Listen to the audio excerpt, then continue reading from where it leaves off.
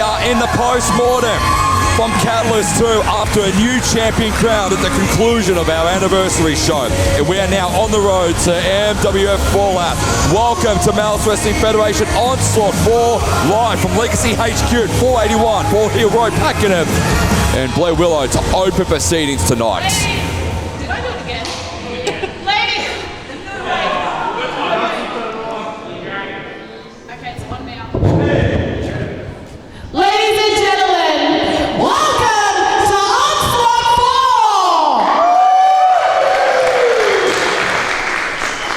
4! We have an incredible night planned for you guys, and we're just going to get straight into it. Your first match is a singles match, scheduled for one fall. Introducing first, Michael Thompson and Chuck Morris with me for this one. Hello, Chucky boy. Living the dream, mate. How are you? Going well. How are you? Just happy to be here, brother. Here we go. Roger Valentine. Great opening contest, I'd say. Having the standard bearer of the law love himself coming out here. Roger Valentine flexed so hard the sleeves fell off his jacket. And we are definitely now on the road to MWF Fallout, which is going to be fantastic. Of course, Blake Valentine had a big win over Shotgun Matt Barrow back at Catalyst 2, Chalky. Very, very big win. And he wants to try and build that momentum. I know he's eyeing off the gold, and he has mentioned in his promos over the last couple of weeks in particular that he feels like Conflict Axiom are just keeping him away from the title picture, albeit for the time being. However, he doesn't know about Conflict Axiom anymore because Johnny Cannonball DeVille is now our champion. And very much so. Belt changed hands, and look, if Brods can beat enough blokes, they can't ignore him for too long.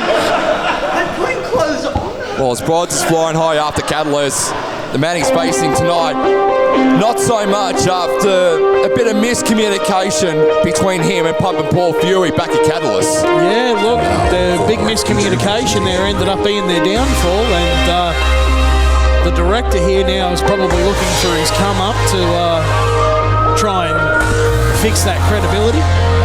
I've heard rumours that him and Marco Del Lago actually have not spoken since Catalyst 2. Marco was so mad at JP Hargraves for costing him and Pump and Paul Fury that match at Catalyst.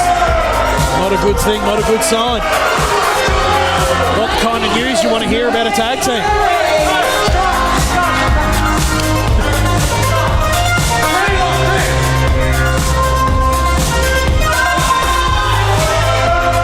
This will be good. Let's listen to what JP Hargraves has written down for Blair. Oh, he's written his own entrance.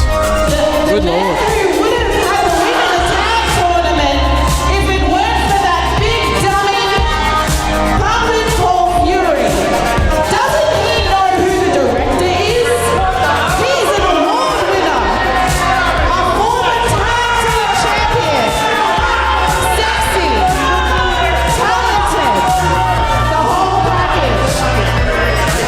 So very modest.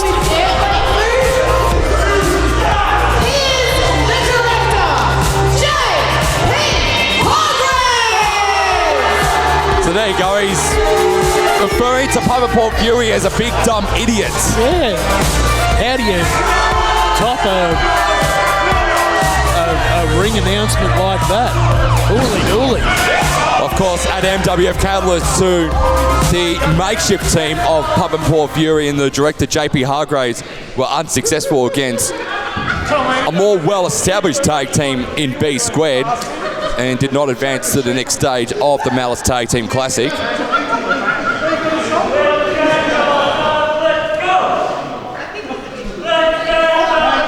So this should be an intriguing match to say the least.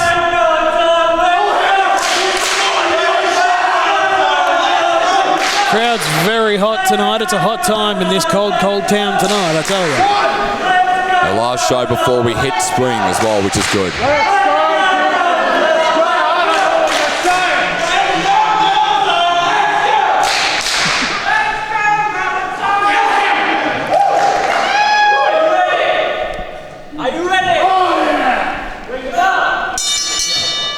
And our match is underway. Of course, both men want to establish their dominance not only tonight but also on the road to MWF Onslaught Saturday, September 5th, right back here at Legacy HQ. Let's see how it pays off for him. See why you're a director, not an actor. And Broads is confident, very, very confident tonight. Absolutely he is. Big lock-up. Let's see what JP Hargraves can do. Doesn't have Paul Fury with him tonight, so he's all by himself on this occasion to the director.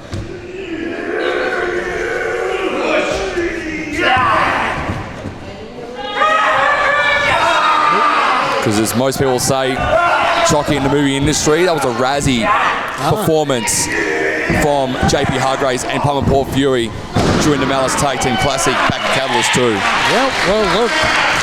Colour me educated. Didn't know it'd be called a Razzie. I just thought it was a rough night. What a tool. I mean, a lot of famous actors and actresses have won the Golden Raspberry for the worst movies of all time. Halle Berry, probably one of the most famous ones, and JP Hargraves is up there with the great Halle Berry.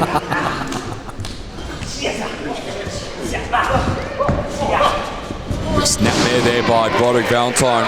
He's playing a little bit of games to start things off here with JP Hargraves. And a bit of mind games here from the Lord of Love, which I don't mind. I'm trying to make it look a little bit better. Trying to set you up for a main role. This is the first of many matches tonight, of course. We've referenced the MWF Malice Tag Team Classic. Chock, our main event tonight will have one of the last first round matches, the Sanctuary to take on the makeshift team of Hang Time Zach Day and James Sly Silver. Looking forward to seeing how those two are going to work together tonight after being paired together at Catalyst 2, handpicked by Betson and Marshall. I'm very, very hyped for that. I'm a big fan of oddball tag teams. Was in a few of them myself over the years.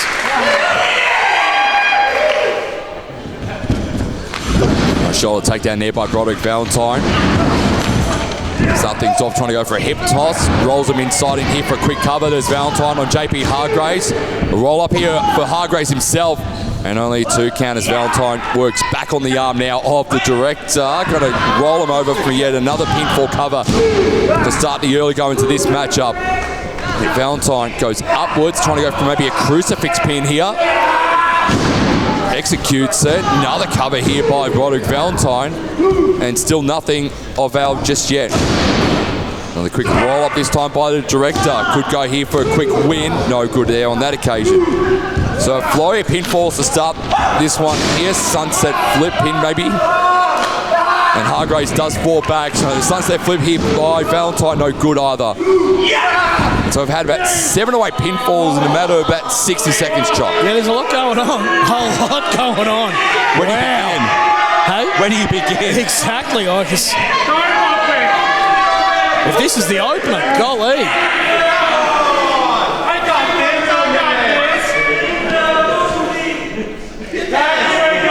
Maybe Hargraves just catching his collective breath.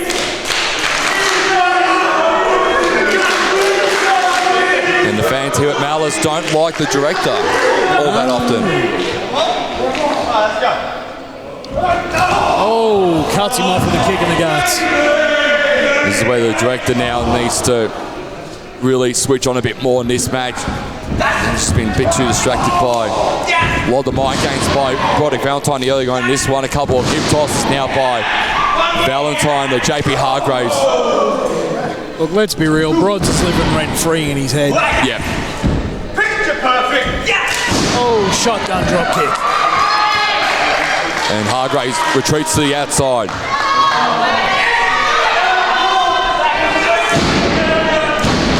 What's Body feeling here, Chock? Oh. He's feeling froggy. Time for a leap. Oh, gee. The director did really well to get out of dodge there. A nice big boot there by JP Hargraves to cut off the momentum of the Lord of Love, Broderick Valentine.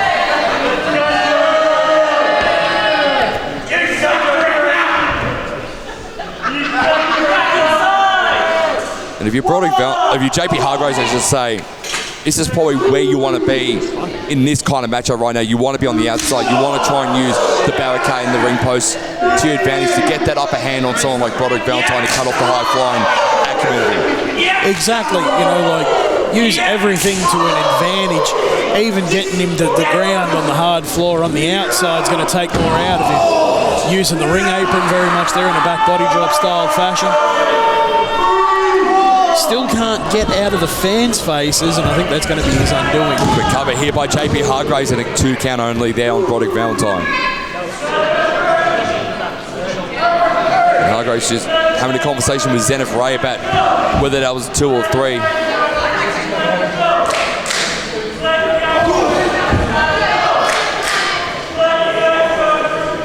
Because Valentine wants to win to continue to slingshot his way up. Chance to maybe face Cannonball DeVille at a future date for the MWF Championship. Of course, Cannonball on a bit of a promo tour from Alice in Sydney. He's been, over the last couple of days, just doing a bit of media stuff. Nice DDT there by JP Hargraves. And only 2 count again. JP Hargraves now very frustrated that he can't get the 3. And Bod's not an easy person to keep down either because he takes a lot. He's tolerated a lot over his career as Broderick Valentine. It's going to take quite a bit of JP Hargraves' arsenal to get Broderick Valentine and keep him down for the 3 counts.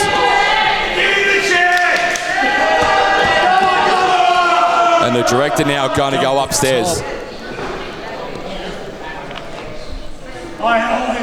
Wait too long. The director goes upwards. Oh, nobody home there. Oh, went to the well and the well's dry. As Valentine asking the Malice faithful to get him back to this matchup. And now Broddy's feeling it. Nice underneath there, almost trying to go for a dragon, going to go for a swinging neck breaker instead. That was nicely executed there by Broderick Valentine. This could be yet only 2. Didn't mind the look of that swinging neck breaker there from Valentine. Yeah, was it a fisherman neck breaker because he sort of hooked the leg? Yep.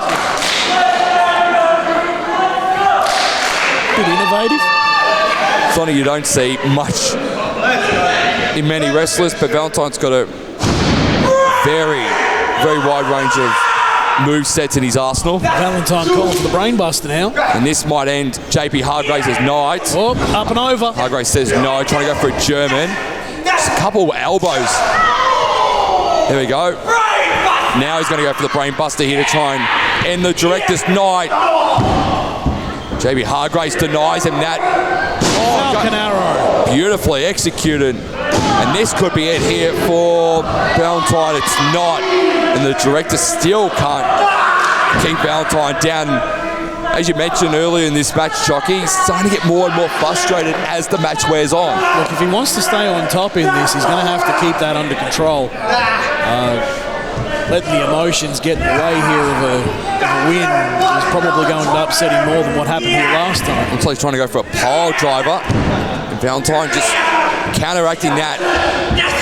Was trying to counteract that. He's continuing to counteract that. That's as innovative as you want there from Broderick Valentine. Nice backdrop reversal on the director. Oh, the trigger. Now he's going to go for the brain buster. And the director, he's seen stars and not from the Hollywood Walk of Fame. There's the brain buster. And the night is over for the director. Broderick Valentine with another much-deserved win. Momentum continues to build now for Broddy.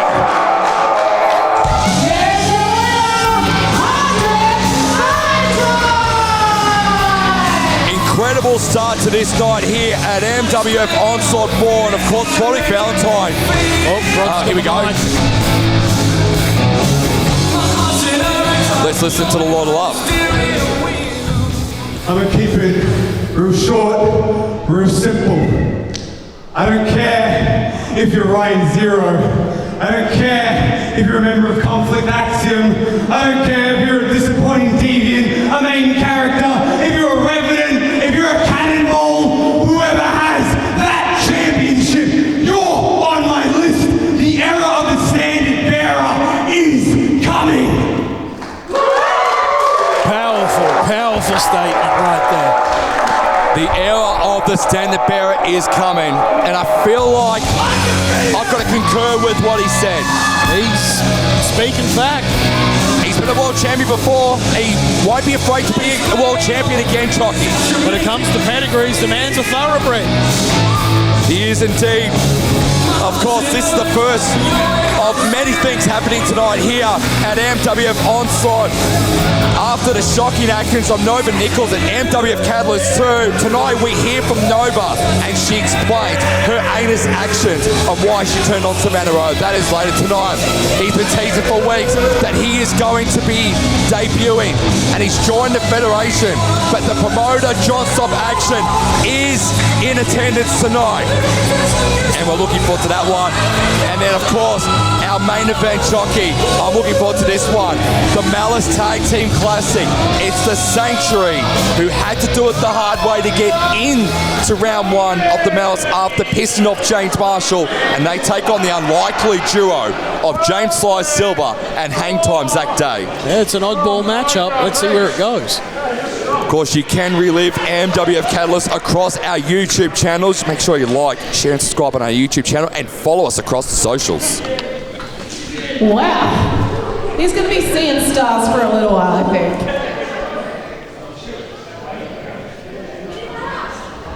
Ladies and gentlemen, your next match is a tag team match scheduled for one fall. Wonderful. Introducing first. Speaking of the Tag Team Classic, we're now seeing two teams who unfortunately bundled out of the Malice Tag Team Classic are going to go to war right here, right now. Let's see what we got.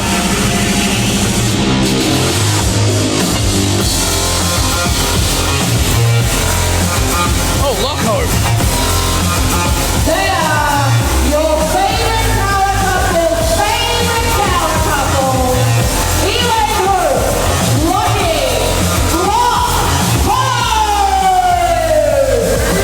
They ooze stardom, these two, Elaine Hope and Lockie. Two very unique individuals, to say the least. Very much so. Unfortunately, not well liked by our Malice fans here tonight, Chucky, that's for sure. You know what they say about abrasive personalities.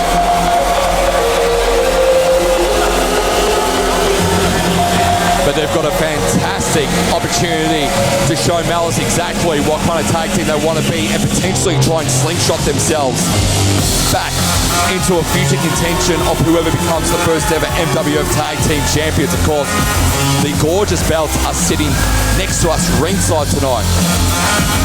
And they are gorgeous belts, these Malice Tag Team titles. I'm looking forward to seeing whoever wins the entire Malice Tag Team Classic and becomes the first ever Malice Tag Team Champions.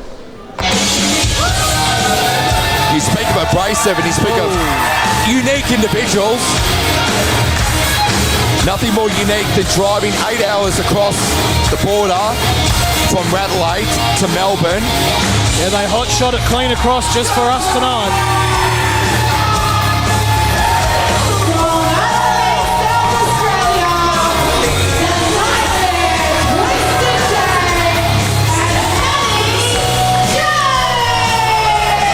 These two have been up since 1 a.m. They got in the car at 2:30 a.m. this morning and arrived into Melbourne before lunchtime today. They were the first people here. Yeah, literally.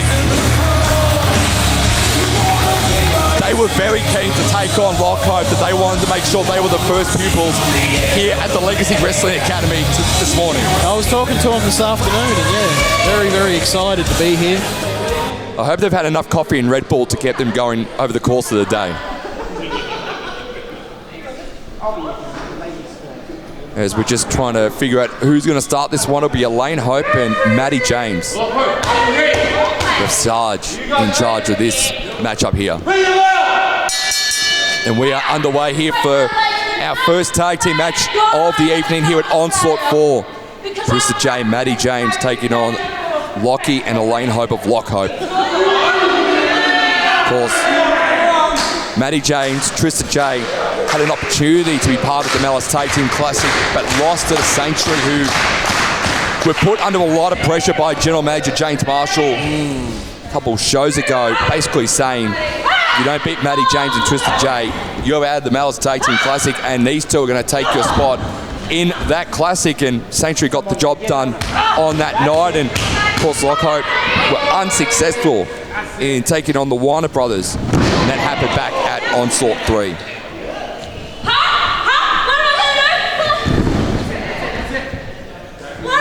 It was Maddie James and Twisted J, now part of the furniture at Malice, in here since the very beginning. They've become regulars. Yep. Of course, Twisted J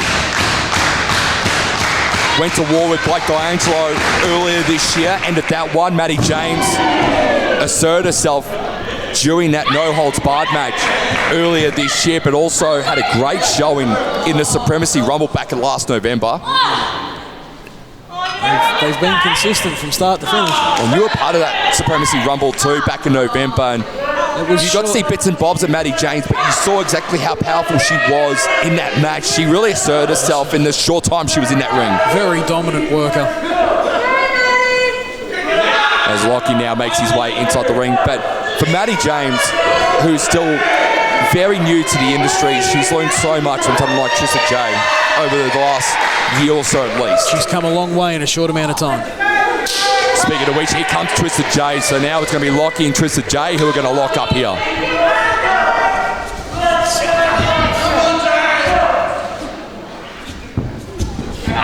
First glimpse of these two in this match.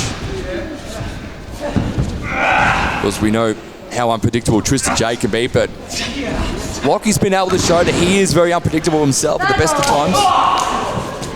He's a bit of a dark horse, Lockie. Oh, cut off a heavy line. That was very heavy clothesline there by Twisted J. Using the knee to an advantage. And these are two contrasting styles tag teams, because you got the hard and heavy Twisted J and Maddie James, whereas you got more of the ground and pound and the speed of Lock Hope.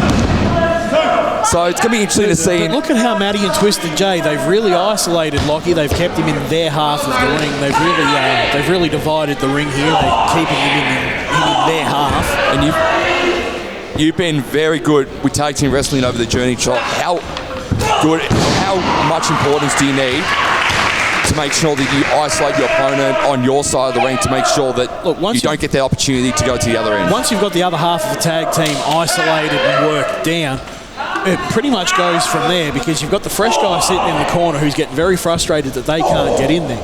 So not only are you isolating your opponent and whittling him down, you've got the other side of it where you're playing an absolute mind game with the other half. Recover here by Twisted J on Lock. And that's what Twisted J and Maddie James are doing right now with Lockie. Yeah. Take his head off! Play to your advantages, play to your strengths. Elaine Hope with the right boot to the back of Twisted J. Sneaky kick to the middle of the back.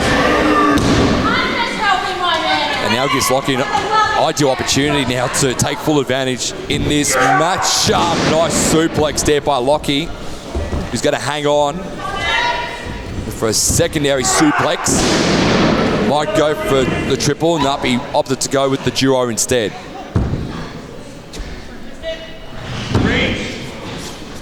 Moonwalking his way past Twisted J to drop the leg. Shades of one of his idols, but only a 2 count on that occasion. And Lockie's starting to get a little bit frustrated with Sarge. There's Elaine Hope. Sarge is a very no-nonsense ref. He calls it straight down the middle. He's been one of the best officials in this country for a very long time, Sarge.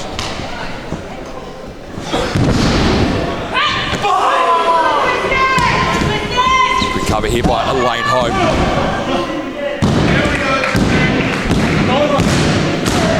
Now, from a Twisted J and Matty James point of view, how much do you want to get that hot tag to really send momentum back your way, which is exactly what they want to try and do, both Twisted J and Matty James. Exactly.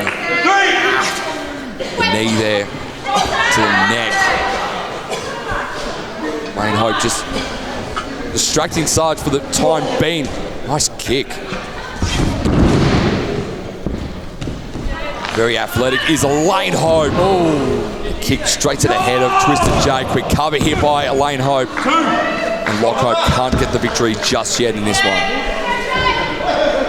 Of course, you can follow Malice Wrestling Federation on Instagram, TikTok, and Facebook. Oh. Elaine Hope just slapping the taste out of Twisted J's mouth, and Twisted J saying, "Is that all you've got?" Elaine Hope went for seconds, and Twisted J, he is a gentleman. He doesn't like to hit women. Matty James, of course, she was going to get herself into this one, but Elaine Hope denied her from that opportunity. As Lockie re-enters the ring now. That's another part of being in a tag team. You've got to make those frequent and fresh tags just to keep your energy levels up. Elaine Hope not the legal competitor in this one. Lockie is. And now stomping Twisted J. The turnbuckle gets out of dodge.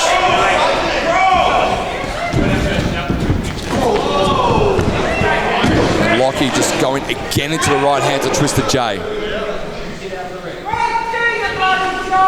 And Twisted J just in so much grimace right now. Knee to the midsection by Lockie.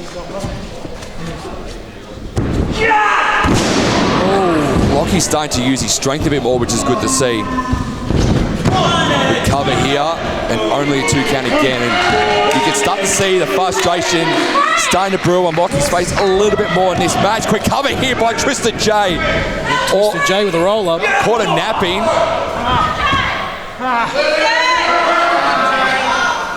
Come on, Lockie, end this! Straight into that turnbuckle again. That was as brutal could be. And for 70% of this match, you'd say, Chalky, it's really gone the way of Lock Hope, hasn't it? Yeah, it has.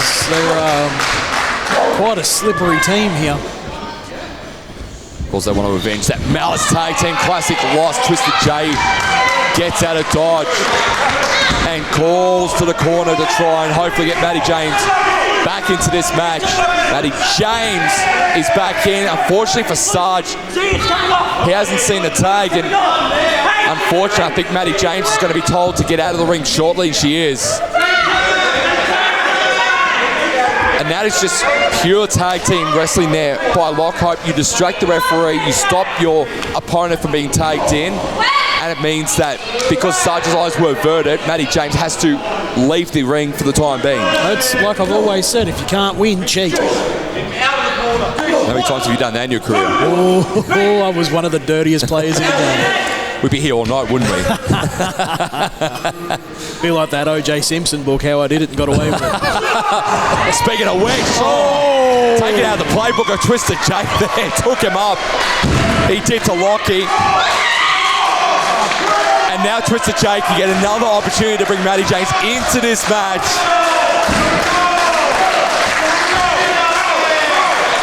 And now she's in. Double tag. Elaine Hope is too. Matty James just feeding out some lines. Stiff kick to the guts. And again, this is what Matty James did to both Khan Kruger and Nathaniel Clinton. Snap DDT. In that tag match only a few shows ago, and she's doing it here again to both Lockie and Elaine Hope right now. Drop toe hold. And Lockie drops to the ground. Now Matty James and Twisted J working together here, which is good to see. Oh, double knee. And that's going to hurt. Oh, geez.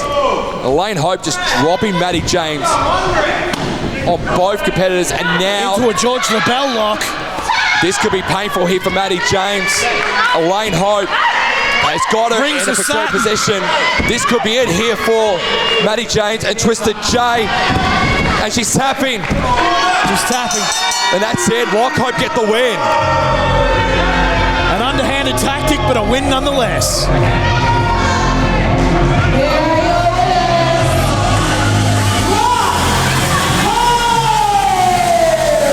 As you say in tag team wrestling, Chucky, it's not how you win it, it's how, it's not how it's done, it's how you win it. Exactly.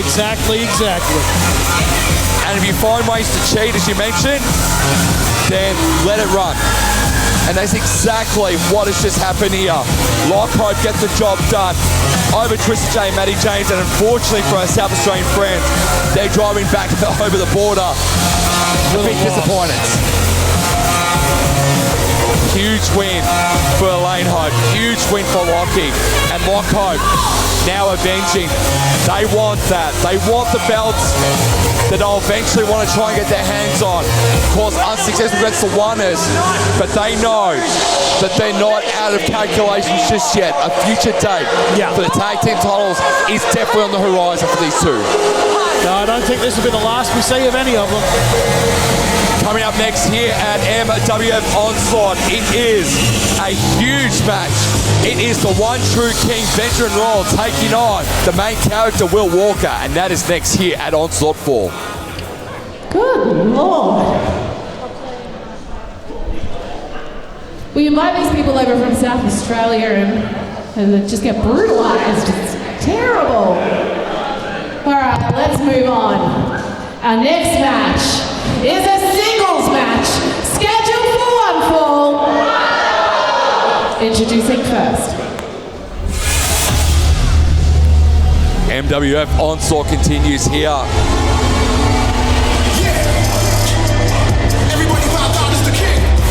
Beginning with the one true king.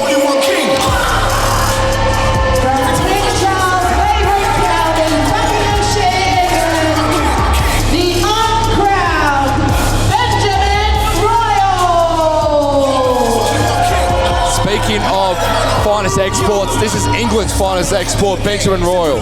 Benjamin Royal, a very fresh face here to the Fed, but he's made a lot of impact in a short amount of time. I'm just taking a stand up here because I'm very, very frightened I'm going to fall through this chair like I did last time. Benjamin Royal, he's got some great competition tonight. Look, Will Walker's going to bring out the best in him. They call him the main character for a reason. And tonight, potentially Will Walker might make Benjamin Royal famous.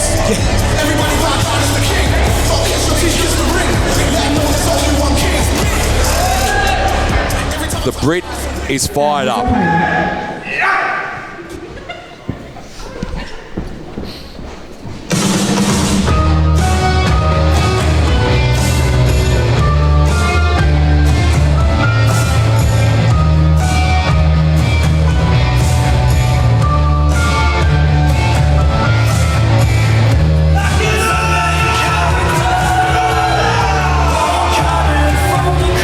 Mixed response for Will Walker.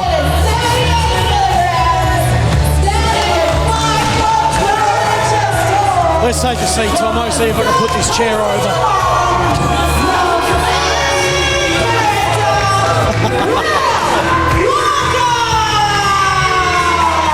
Well, my broadcast colleague is in greater company. And speaking of greater company, that's what Benjamin Royal is going to be dealing with here because he's in very fine company with Will Walker. Again, a mixed reaction for Will Walker. So some fans happy to cheer, happy to throw him up. Some fans still can't stand him. I'm still on the fence of Will Walker because of my history with this man. He's got a checkered past, but he's here to do some good things.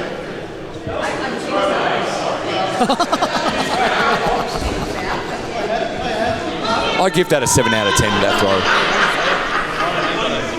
Blake gets a 7.5. As referee Zanov just checking both competitors over, making sure got nothing illegal stashed in your attire.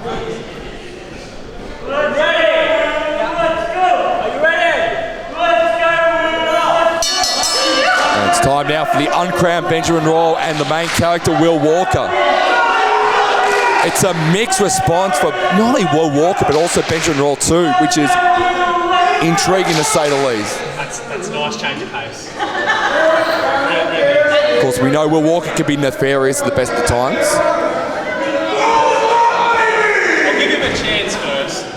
I'll give him a chance first. I'm going to give you a chance first. Will Walker out here offering fair play. Benjamin Royal telling Will Walker that he can drink Bonox.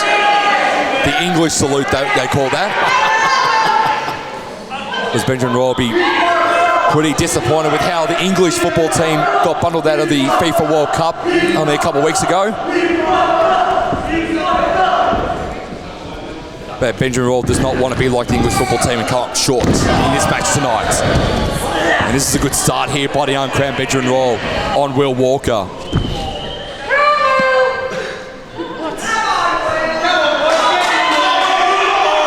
And if you look at the eyes of Benjamin Royal, it's just no nonsense.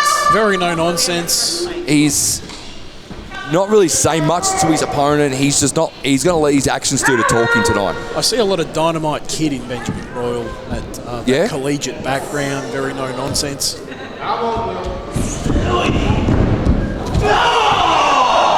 What a reversal! What a manoeuvre!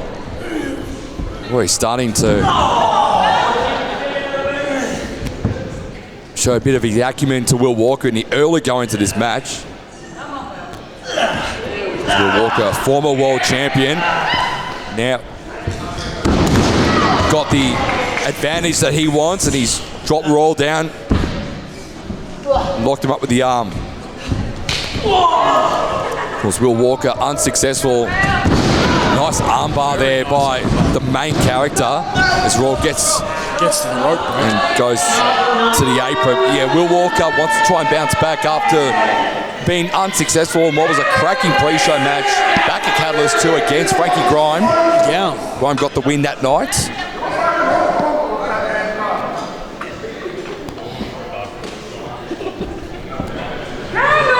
And also is about Will Walker, it's not often he loses back-to-back matches either. Yeah. He always bounces back after a loss. He was talking to him earlier this week. He said he doesn't lose. He either wins or he learns. It's a really good philosophy. It is indeed. Nice armbar bat potentially here for Walker now for Royal. Quick cover here by Walker.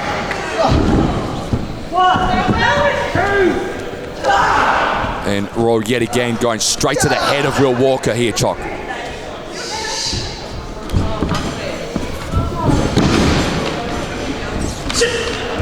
Oh, ducks underneath. Oh, nice drop kick there by Will Walker. Royal got all of that one. And the uncrowned goes to the outside. Will Walker. Walker going for the dive. We know he likes to do this. Oh, unorthodox to say the least, but it works.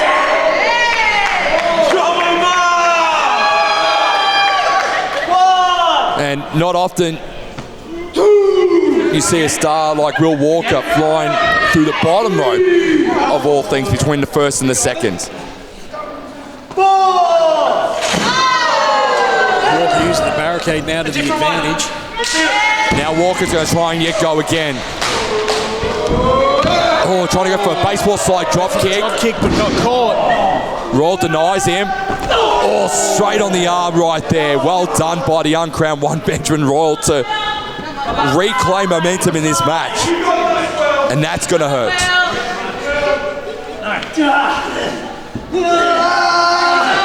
And the technician background of Benjamin Royal now on show here at Onslaught 4.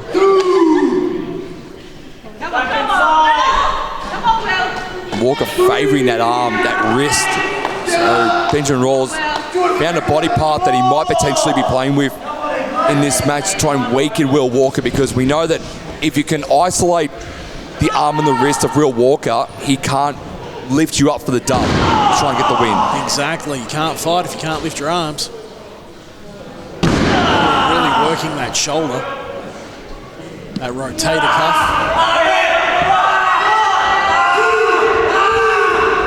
Not only that rotator cuff, but also the AC joint that also is connected to the rotator cuff on that front arm of his shoulder too there, Chock.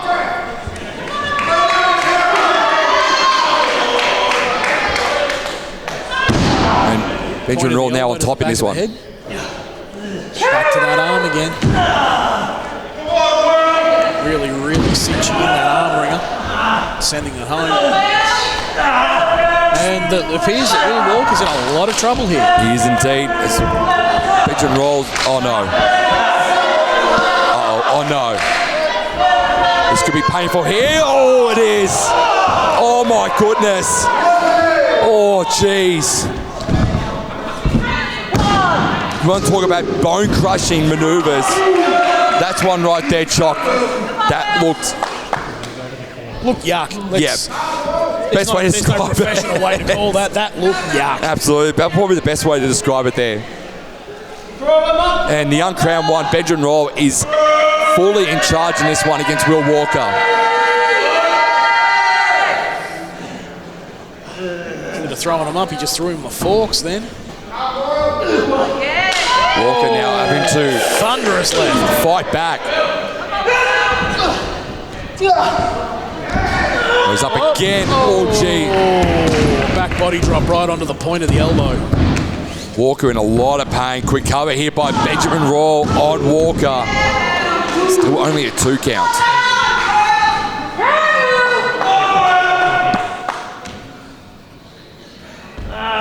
Will Walker struggling in this match, and Raw just, oh geez, the disrespect there by the uncrowned one. Takes off the pink tape of Will Walker, and now is going to work extra hard now on that arm yet again. He's really isolated that arm.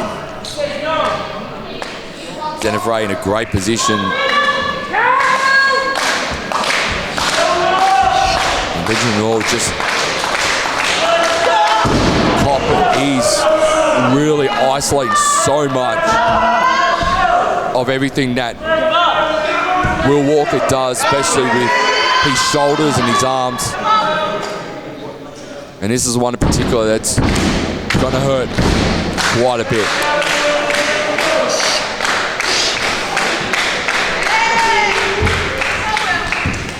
Oh, he's Walker now, trying to get a bit of momentum back. He's got Simon's carry. Raw on his shoulders. Maybe going for a DVT, and Raw denies him of that. And Raw again going to go back to the arm of the main character.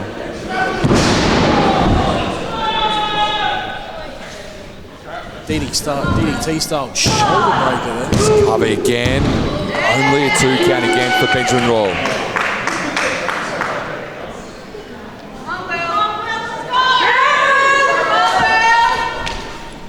And you would say though, Chock, that this match has been clearly dominated by the uncrowned one. Look at the eyes of Benjamin Roll. Look at absolutely stalking his prey here. Switched on.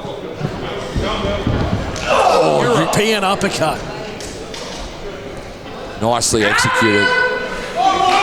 Gonna go again. Another. Look at the eyes of Will Walker. Walker says, is that all you got, Benjamin? And Walker denies him. Walker up. Double axe handle there to Benjamin Roll, and both men down center of the ring.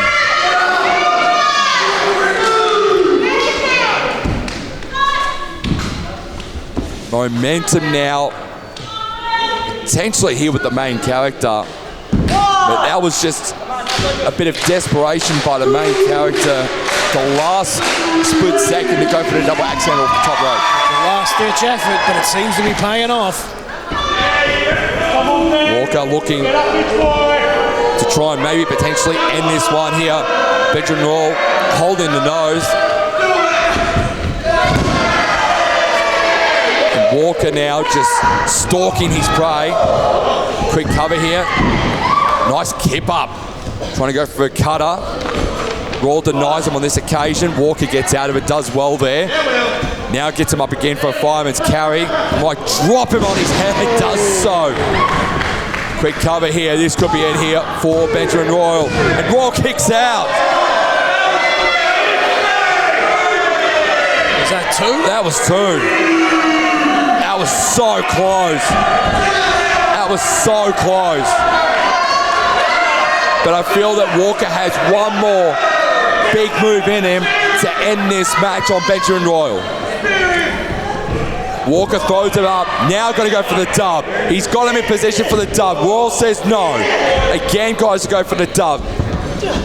And Royal denies him on this occasion. Straight into that the ring post. That hurts.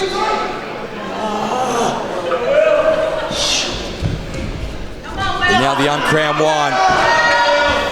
Going to get into a sleep hold to try and put Walker to sleep here. Almost like a modified dragon sleeper a bit there. And Walker's fading and fading fast. Never seen anything quite like it, but it seems to be effective. That's 1. That's 2. This could be it here for the Walker. Walker puts the arm up in the air. And Walker says, I'm not done yet. Raw just trying to reapply that modified dragon sleeper on Walker. Puts his head into the middle turnbuckle.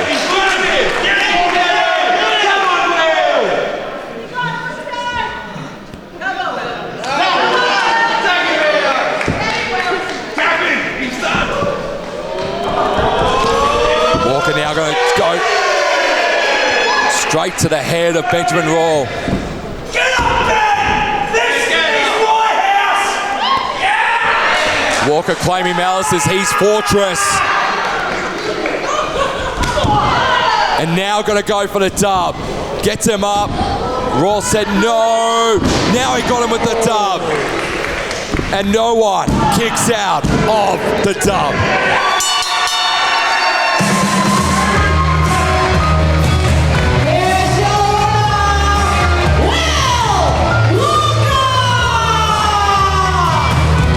You wonder how much strength he had in the arm to lift Benjamin Royal, because Royal for 80% of that match Shock was working that arm. That shoulder. Yeah.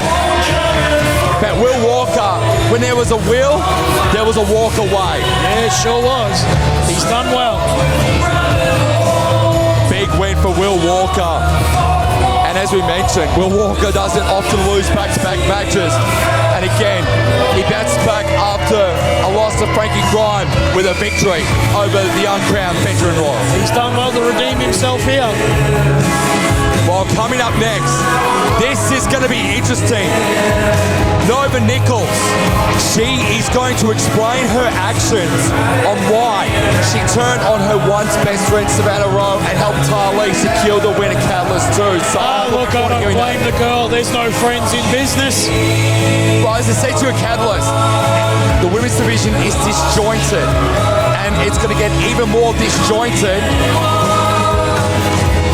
Walker, originally no soldier until now. God bless him. The disjointment in the women's division is very, very real. Yes. It's a very, What a guy, what a messy guy. house at the moment. Okay, ladies and gentlemen, most of you all look fairly familiar. I know that you were here for Catalyst 2. At this time, I would like to welcome to the ring the Galactic Glamazon, Nova Nicholls.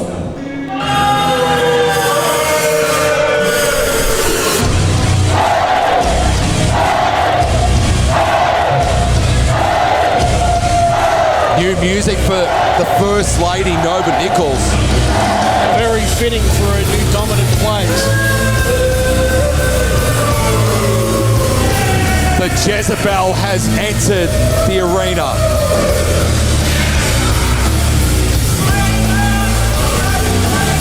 And the way Nova treated Savannah Rowe, dropped her with the Supernova. Let's go back really quickly to MWF Catalyst on the screen to the right-hand side. Savannah Rowe had Tarlee in the palm of her hand. She had the victory. And then Nova Nicholls had the audacity to drop Savannah Rowe with the Supernova to give Tarlee that victory, and then just walking away with no remorse in her eyes at all after what she did to Savannah Rowe. And we've not heard from Savannah Rowe since. Look, maybe Nova just realised that a successful path's a solo one. No, go on, keep moving, I dare you. I've been told that apparently I need to explain myself for Catalyst 2. You guys want to know why I did what I did? You know what? I am sick and tired of everyone putting Tarlee on a pedestal around here. You think because she's been everywhere and done everything that she is significantly better than me? Ain't no one better than me. I have worked my ass off for years. I've carried company after company, division after division. For Savannah Rowe to come in and work hard for a few months and become your favourite? All of you should be ashamed of yourself. I sat there and put my heart, my soul, my everything in the middle of this ring, week after week, month after month, year after year. For Savannah to come in and get lucky a few times and all of a sudden, she's the best? Hell no! Savannah Rowe doesn't hold a candle to me. Ain't no one on this roster holds a candle to me. Something funny, fellas? Oi, you got something to say? Say it with your entire chest. Oi, look at me when I'm talking to you. You, green sweater, right in front of me. You got something to say? Hello, and now we're going to get some answers here from Savannah Rowe. And whoa. Oh, no face paint, no curls. This is an all business Savannah Rowe. This is a broken Savannah Rowe. Look at her. She looks broken, and look at Nova, smirking, smiling, showing no care, anything like that. Well, mate, you've got to be proud of your handiwork. How dare Nova Nicholls say the things she said about Savannah Rowe? Are you crying? That is pathetic. You sound like you're crying, Nova. Savannah. You know what? You told me for ages. Nova, you're my idol. Nova, you're my best friend. And so I should be. Because I am significantly better than you in every conceivable way. You think you can get lucky and start putting the effort now to take my spot? Absolutely not. I sat there and watched you get opportunity after opportunity. Opportunities that should have been mine. I am sick and tired of being overlooked. I'm sick and tired of everyone thinking that you, of all people, are better than me. Stand right here. I want you to hear what I'm saying. Right here. You will never be as good as me. You don't even begin to compare to me. You are and always will be a joke.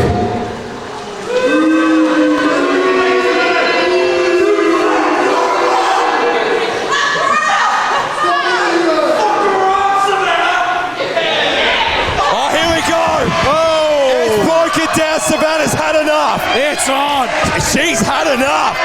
And I don't blame Savannah Rowe for getting into the face of Nova Nicholls. Nova deserves everything she gets. And here come the referees to break it up. Here comes security. Here comes security. It's broken down. And the women's division here at Malice is falling apart. Nova and Savannah going to war. Nova like a woman possessed. Pookie, I caught the beanie. Nova, look in her eyes. Savannah has snapped. I'll let him go. Savannah's got to go back for Nova. Hey, and now we're going again.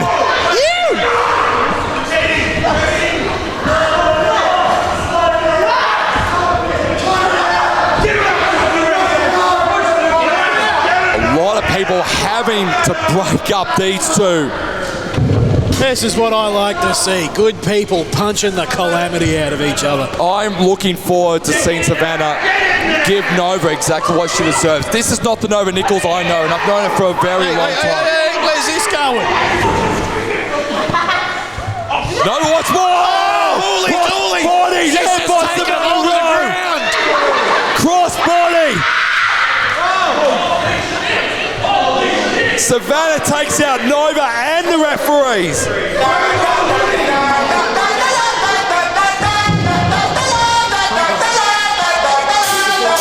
Savannah. Into it. No words needed. Into it.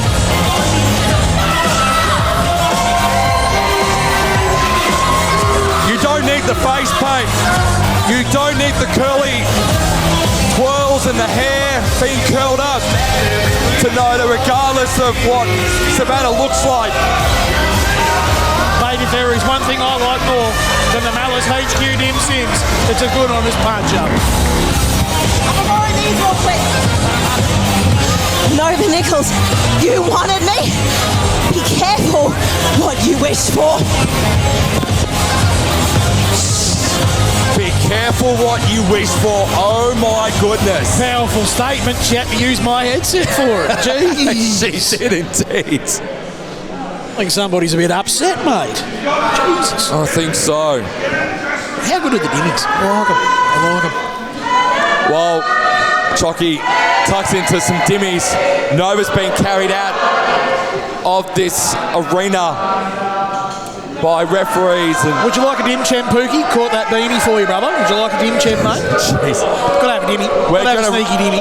We're going to reset here because coming up next, it is a match very, very personal. Speaking of anger, Big Hoss wants revenge on Tom Barrett, and that match is coming up next. I'm excited for this one. I am. I really am. I found me second win. I'm glad someone has. Hello? Good Lord. Is it safe? They're not coming back, are they? My gosh, let's just move on to the next match, guys. Our next match is a singles match, scheduled for one fall. Introducing first. Let's go, referee.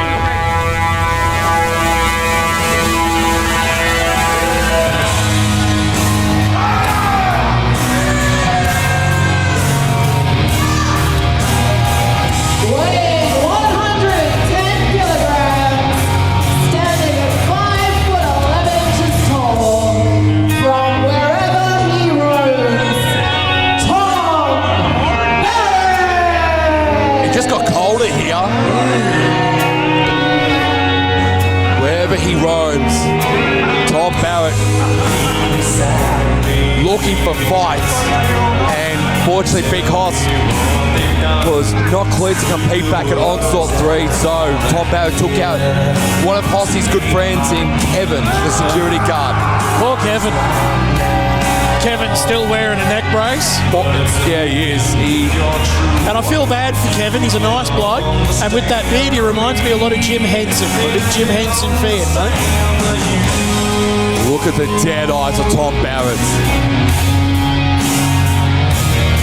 This is the Tom Barrett I know. This is the cold, no remorse, cold-hearted, hates life, hates people, Tom Barrett. And his opponent. He doesn't care who you are. And here comes his opponent. A man I call the unofficial mayor of Flavortown. It's Hossy time. Flags Crusher Cole. The legend himself in Jason Crusher Cole, as you mentioned. Accompanied to the ring by Jason Crusher Cole. From Melbourne, Victoria, by way of Washing Ranch. Weighing in at 295 pounds.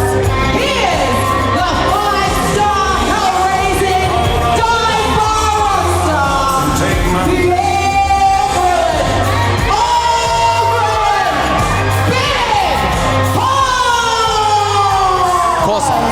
Hoss wearing a black armband paying tribute to the late great Dory Funk Jr. who passed away during the week. Who was also known as Hoss Funk. Absolutely. There's a lot of inspiration for the late great Hoss Funk through our boy Big Hoss. Look, I've got a lot of love for Hossy. The tassels on the pants remind me a lot of Big Daddy Cool. Yep. But also, it's a bit of a different looking Big Hoss. Just his demeanor's a little bit different. He looks like he's not as playful as he normally is. He's a bit more switched on. He knows the man's here to kick an ass. He's in the mood to take out Tom Barrett. As Tom Barrett just laughing into the face of Big Hoss. Hossy very wary.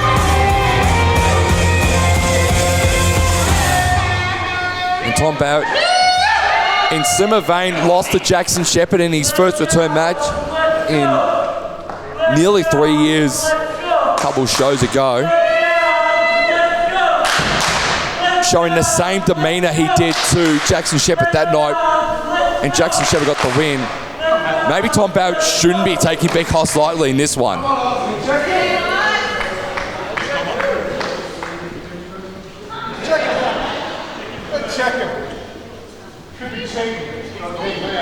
Hossy's so concentrated, he hasn't even taken off his Stetson yet. No. And Tom Barrett telling the official straight away, check him, check him. What's under my hat? Barrett now playing mind games with our official here.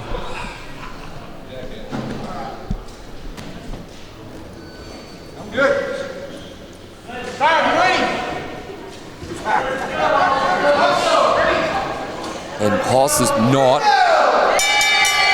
And we are underway. He's not, like, he did not keep his eyes off Tom Barrett at all in the slightest.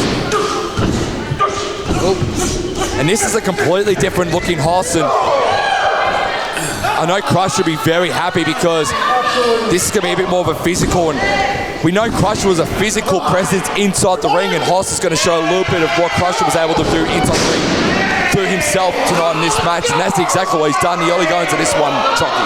Look, the boys do catch up on a weekend, and I know for a fact that there's just a lot of education along with that barbecue. What do you think Crusher would have said to Hossy just to sort of get him back in the game a little bit too, knowing how big this match was going to be for him tonight? Look, Crush has really taken Hossy under his wing. Crush would have sat him down and just told him straight, like, look, son, it's all fun and games and razzle-dazzle until it isn't. You need to switch on. And Hossy looks like he is switched on. Both been fighting on the outside. Barrett trying to get the upper hand on Hoss as Kevin retreats. And I don't blame Kevin. He looks scared, absolutely scared, because he knows that if he gets in the firing line again, what Tom Barrett might potentially do to him.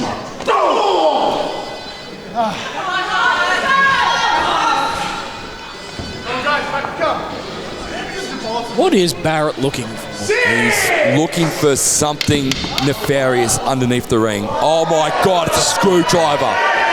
Oh my God.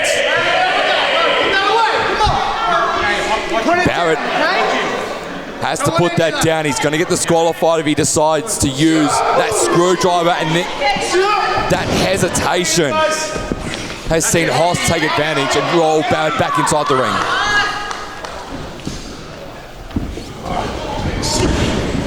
Barrett goes for the cutoff. Hoss hits him in the line of his own. Holy dooly, the big man's fired up. He is indeed. Quick cover and only a 2 count. And this is, as we mentioned, this is a different Big Hoss tonight. Yeah, this is a more serious, more streamlined Hossy.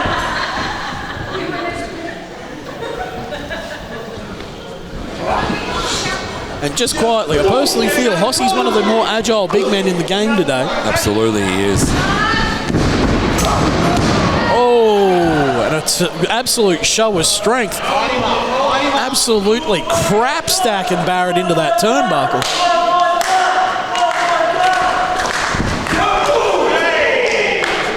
Of course, back at Catalyst, Ryan Zero defeated Big Hoss. So there was a need of redemption, you would say, for Big Hoss in this match. He He wants to redeem himself. He wants to make Crusher proud. He wants to make sure that he doesn't lose track. And look, Crusher's always had the best talent of bringing out the best in blokes. Like, he always brought the best out in myself and Josh Redfield. And Jackson Shepherd.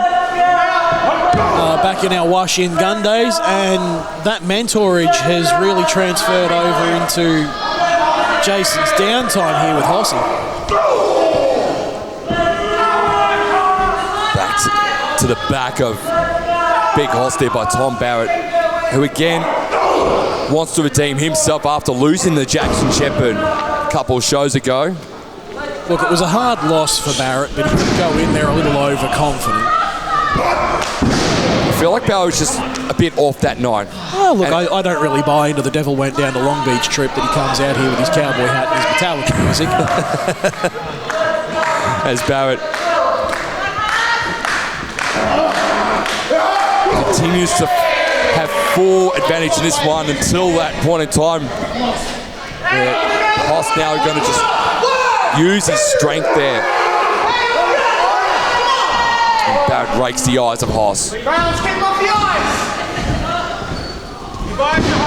Hoss, a bit blinded by the lights, or that would have been the fingernails, I should say, of Tom Barrett instead. Right hand this time by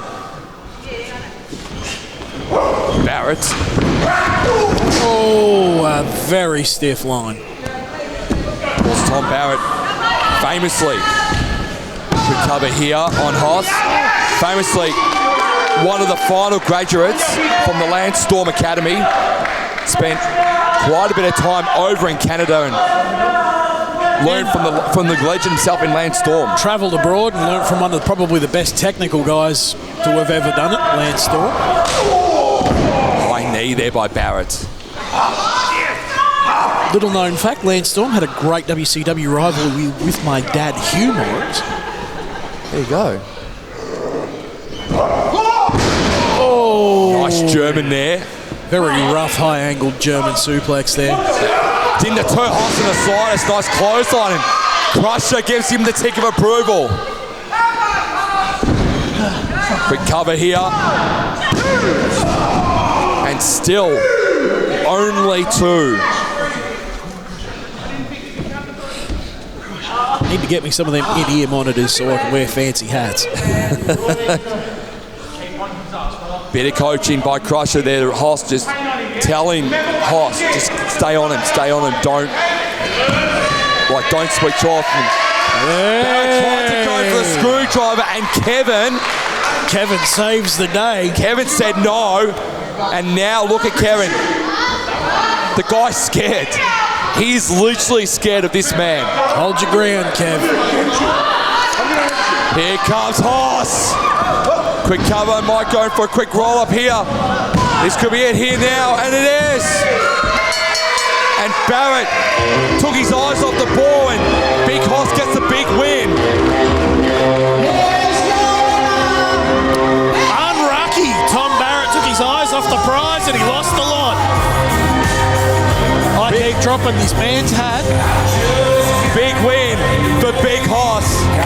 And Kevin made sure that the screwdriver stays underneath the ring where it should be. Huge result here, Trocky Boy, for Big Hoss.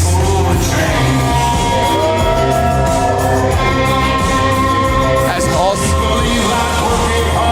doing the rightful thing, checking on Kevin. And if you're Tom Barrett, you're now 0-2 in Malice. Yeah, it's not a good thing. You know, the numbers don't lie. And Big Hoss gets that win back after losing to Ryan Zero Catalyst. So a bit of redeeming qualities for Big Hoss. Did it for Dory. He did it for Dory. Huge result. Tom Barrett looking a little disappointed. Unlucky, sunshine. And now the question, I think the reality's hitting Tom Barrett. What's next for Tom Barrett? Are you taking your opponents too seriously in these matches? Because this is the second time he's done the exact same thing he did to Jackson Shepherd. Or is it the fact that he's not taking them seriously enough? Because he did it to Jackson Shepherd. Now he's doing it to Big Hoss. He's not taking his opponent seriously, but he's chuckling evilly. It's nothing to laugh about. Unlucky.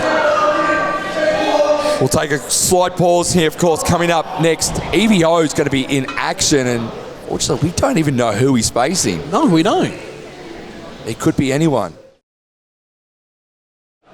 Now let's just cast our minds back for a minute to Catalyst 2. I know I've mentioned it a couple of times, but it was probably one of the most magical nights that I've been involved in wrestling, where we saw Johnny Cannonball DeVille, the new Malice Wrestling Federation champion.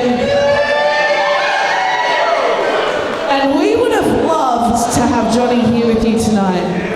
Johnny is off in Sydney at the moment. He recorded a little package for you guys because he knows you want to hear from him. So let's hear from him. What's up, Mouse Wrestling Federation? Johnny Cannonball DeVille here, your MWF champion. And I want to apologize that I couldn't be there tonight. Unfortunately, duty called. But with that being said, I'm going to be back real soon. In fact, September 5th at MWF Fallout, I will be returning and defending my MWF championship to anybody that wants to step up. Because at the end of the day, I want to prove that me winning this wasn't a fluke, and that anyone that works hard enough, they can walk away with gold. So, September 5th at MWF Fallout, I'll see you there, guys. James Marshall, what?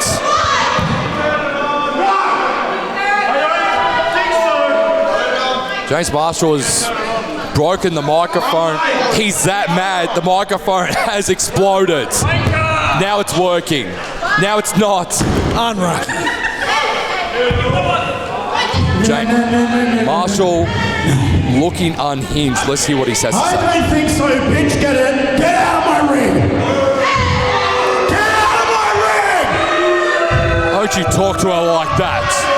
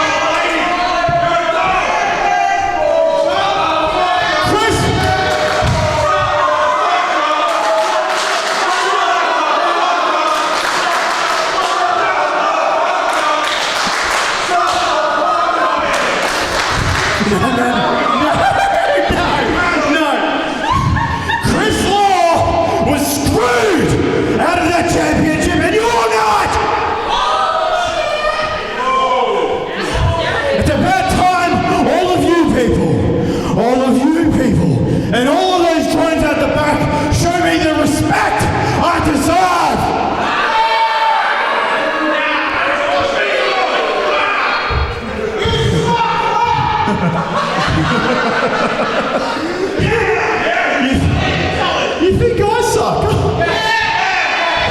Well, here's the thing. I, James Marshall, am still in charge here. I'm still the general manager.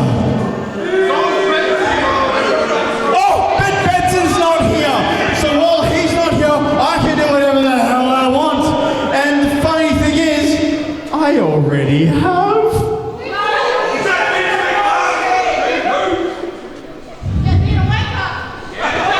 I make the rules. I do as I please. So, since I've been medically cleared to compete now, September 5th for MWF Fallout, that piece of crap Johnny DeVille is putting his Malice Wrestling Federation Championship on the line. Against me!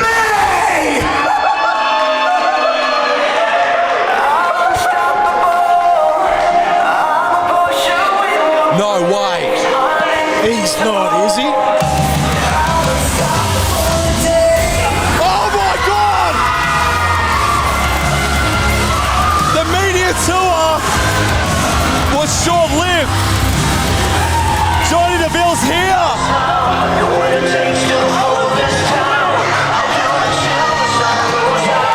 And the old Marshall is coming out. Unhinged, unscathed, unfiltered. Johnny DeVille, say hello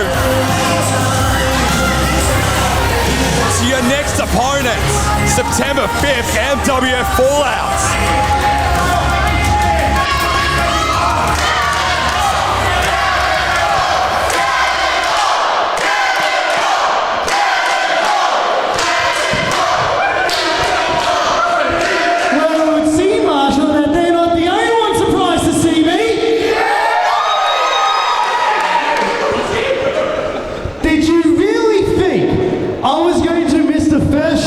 After defeating your boy Chris Law and becoming the new MWF champion? No. Booked me earlier flight, got here just in time. Felt sorry for the Uber driver because I didn't get changed in the Uber. He would have loved it. Oh. I already left him a good tip, so he got an extra show. There we go. But And I call it cannibal for no reason.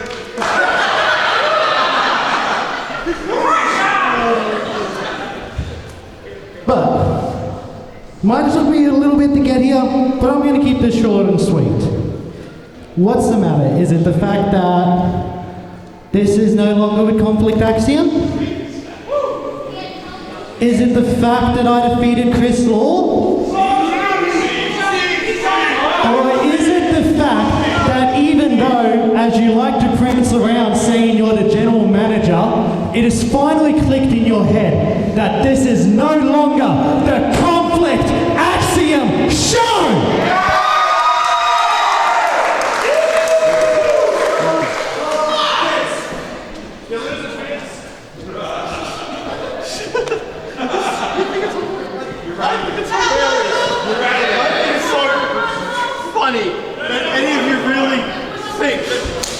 Oh my gosh!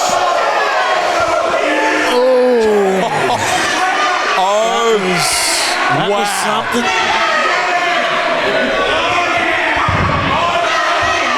The fun and games are over. And now Cannonball's going to give James Marshall exactly what he deserves. And Marshall scouring away like a dog.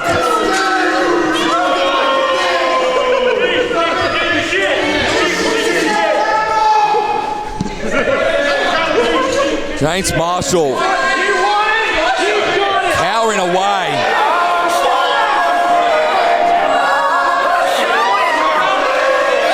Signed, sealed, delivered. MWF Fallout, Saturday, September 5th. It's going to be Cannonball defending the MWF Championship against James Marshall. And of course, if you want to say that James Marshall's a bit more of a wanker, you can get the James Marshall wanker shirt available now at the Legacy store. Make sure you buy one. These are the hottest t-shirts in town.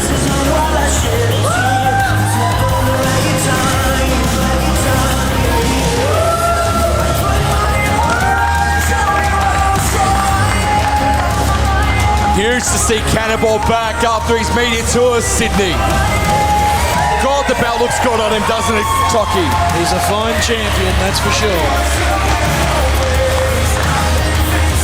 But the conundrum, though, for Cannonball is unfortunately he's facing a different James Marshall than what he was probably expecting to face. Make no mistake, ladies and gentlemen, Commissioner Ryan Betson is still very much in charge of what's going on here at Malice. And I'm just going to explain to you how I can demonstrate that now. Our next match, one of the competitors was announced. That was EVO. Now, Commissioner Betson loves playing games with EVO because EVO likes to complain about it, and everybody loves when EVO complains about things, so EVO has no idea who his competitor is today. And he's hating every single second of it. It's Abe Knuckleball Schwartz. Ladies and gentlemen, our next match is a singles match scheduled for one fall. Introducing first.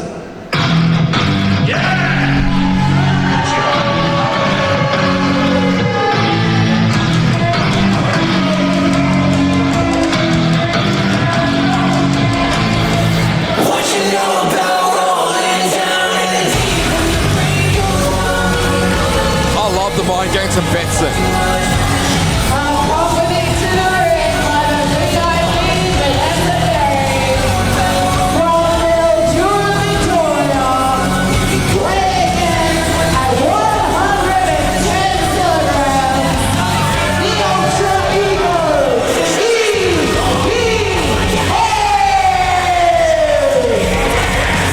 Now again, we have no idea who he's facing. I'm telling you, I've said it all week. It's Abe Knuckleball Schwartz. Do you know an Abe Knuckleball Schwartz? I do. I know Abe Knuckleball Schwartz. Also famously known as the Brooklyn Brawler. Yep.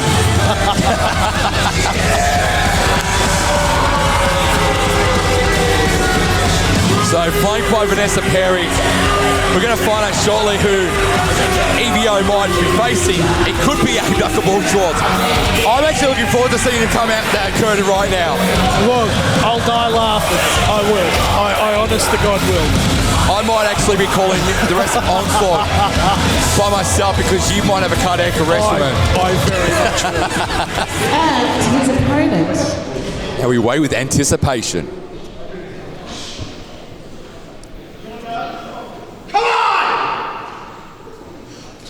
Novus! Novus! Oh my goodness! Yes! This is exactly who I wanted in the fight. Oh no! Oh no! No, this is it. It's just... he's just checking the turnbuckles. Oh my goodness!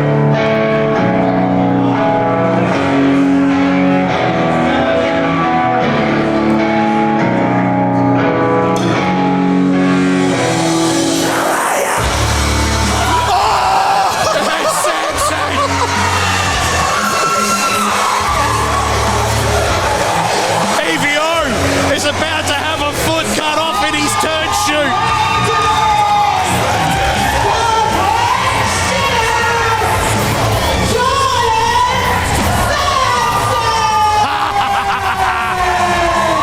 Ladies and gentlemen, Jordan Sampson was part of the very first Malice show back at Hampton last July. He defeated Blake Curtis that night. Jordan Sampson is back in Malice, and EVO has officially got that wry smile off his face.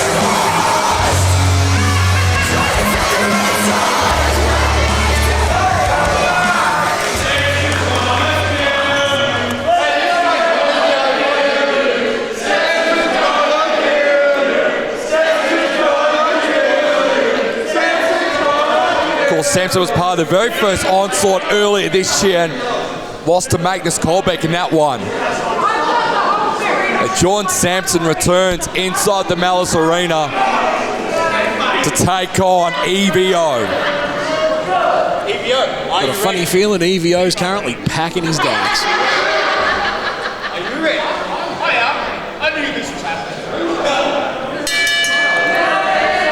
EVO is about to get murdered.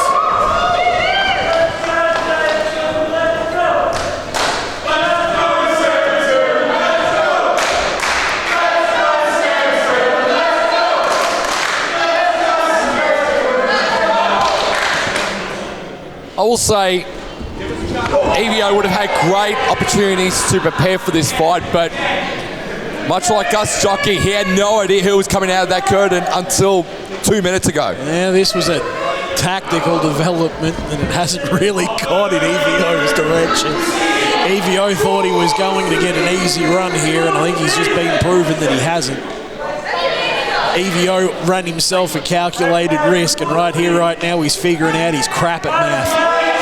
He's not happy with it. You can see in his eyes, he's so mad. He's so mad. No bueno. Jordan Sampson is going to have so much fun with EVO right now. The educated feet of Jordan Sampson, of course, a black belt in Brazilian Jiu-Jitsu, kickboxing champion, has won numerous kickboxing titles,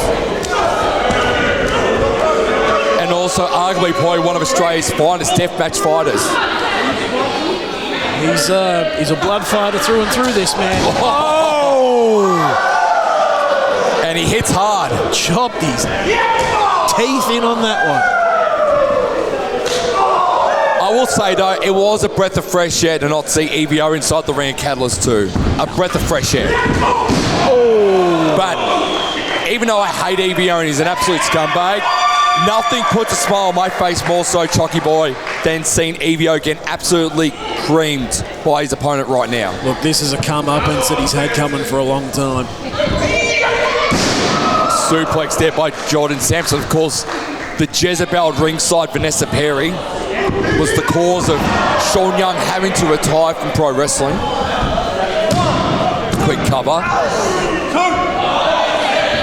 If that Jezebel didn't get involved in that match between Sean Young and EVO at Last Rites, Sean Young would still be wrestling right now.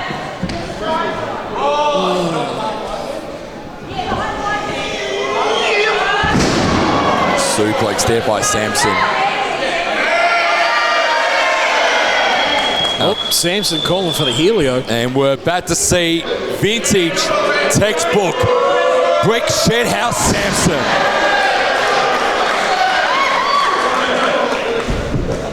Into the cover and a 2 count. As you mentioned, Chalky, Jordan Sampson representing Blood Fighter. A very unique combination. He's part of Blood Fighter, not only here in Australia, but also across in the United States too. Internationally, this man is known as a professional ass kicker. Oh. Headed to the United States, he's headed to New Zealand to compete in deathmatch matches as Jordan Sampson. Let's see how EVO is going to fare on this tonight.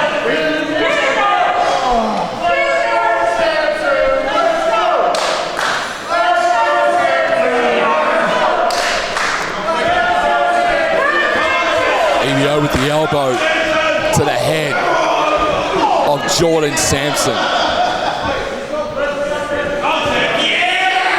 The evil, nefarious EVO. Oh. Spinning kick into the corner.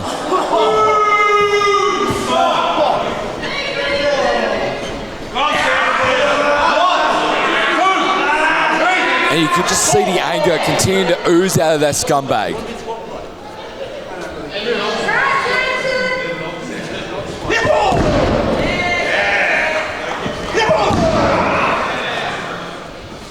Was Jordan Sampson,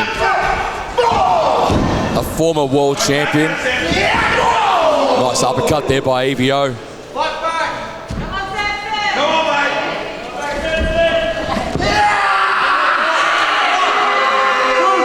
EVO just trying to punish the Bloodfire, the brick you-know-what house. Oh, get her off. You are joking me. Get her out of here. That Jezebel getting involved again. I mean, EVO's a very terrible human being, but Vanessa Perry's not too far behind EVO. And usually behind the crap blokes that even worse wouldn't. Oh! Samson, like a steam train, takes out EVO. Quick cover here by the Bloodfighter. Samson into a cover on EVO, and EVO kicks out at 2.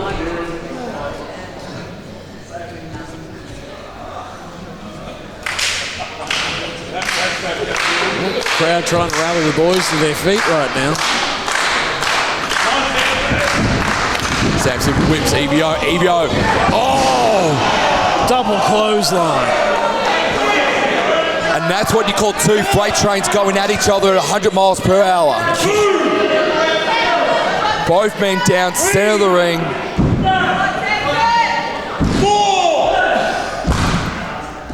Ref Sarge in charge of this match. And who's going to get their bearings first?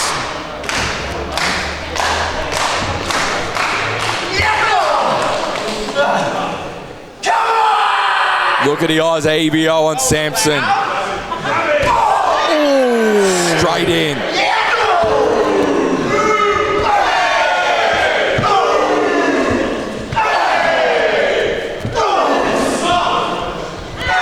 These two are going 2 for now middle of the ring.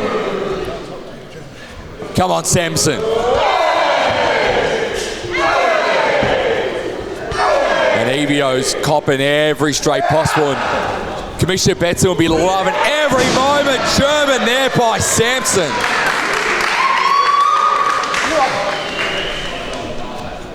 Into a cover. This could be it here. For EVO, it's not.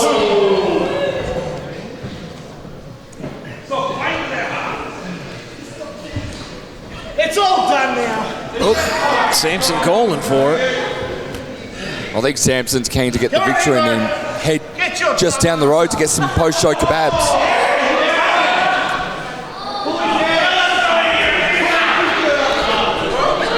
Here we go, Samson going to try and get EVO up. EVO said no. Oh! EVO cutter. This could be it for Samson. Samson says no. Kicks out. Kicks out at 2 and a little bit.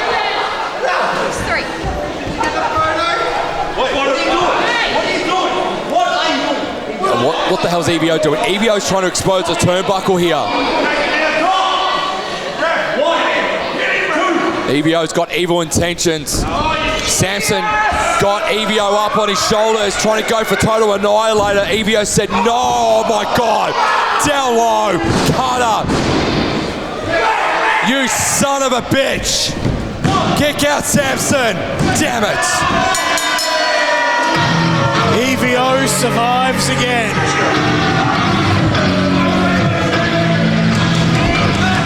You scum son of a bitch.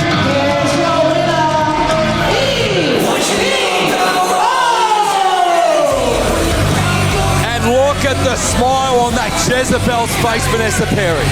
Shocking.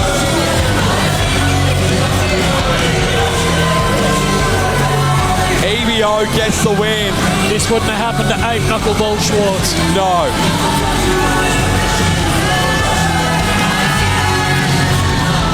Samson, not too pleased. EVO.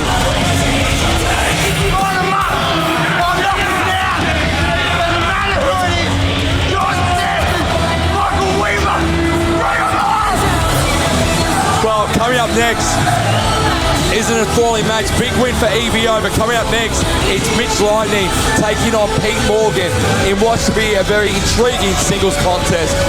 As EVO, very happy with his work, knowing he got the win over Betson's mystery opponent, albeit he had to cheat yet again.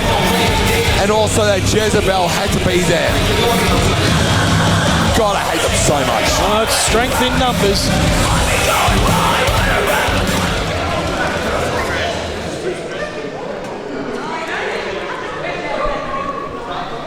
Ladies and gentlemen, our next match is a singles match scheduled for one fall. Introducing first. What's greased lightning? What the hell?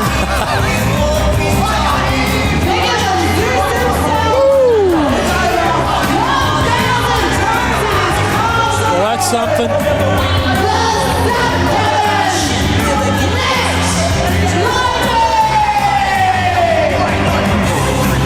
Well, the Electric Express has made its way to Pakenham. Chock. Exciting times. Exciting times.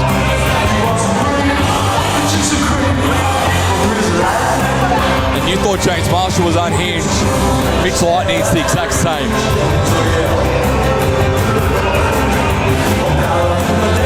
Was the last time we saw Mitch Lightning inside the Malice ring was losing to Big Hoss at MWF Last Rides back in May.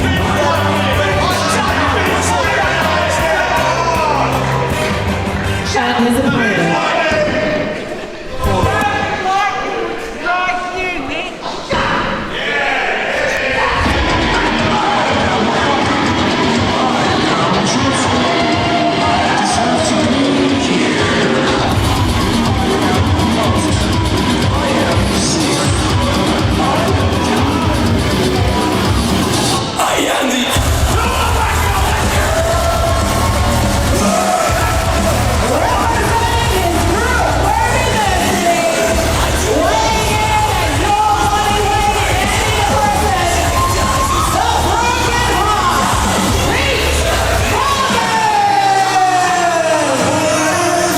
Comes the broken heart, Pete Morgan,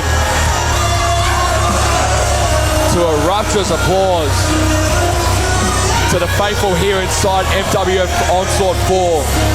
And this is going to be an intriguing match, to say the least, Chock. I'm unsure what to expect in this match. It's going to be different, to say the least.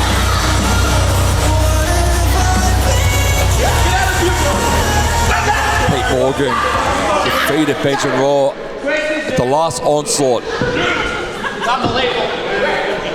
It's Lightning.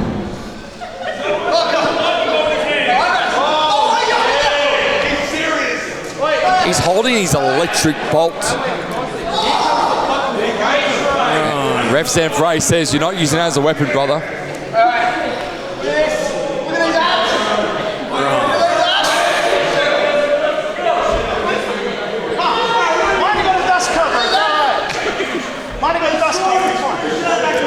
Interesting matchup, to say the least. We're going to have a bit of fun with this. Pete Morgan's having a bit of fun with this already, and the match hasn't even started yet. I think Pete Morgan's just wanting to get this match over and done with, I'd say.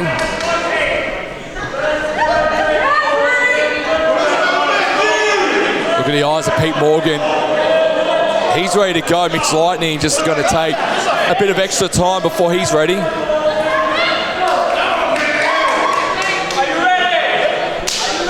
And Representative Ray rings the bell. And we are underway in this one. The Electric Express, Mitch Lightning against the broken heart, Pete Morgan. Mitch Lightning's a very different individual. Pete Morgan with the power over, the clear size advantage in Pete's favour. There's a lot of electric bolts on the shoes and the shorts of Mitch Lightning. And he explains a lot. The kid's been running around here all night like he's been left on charge too long.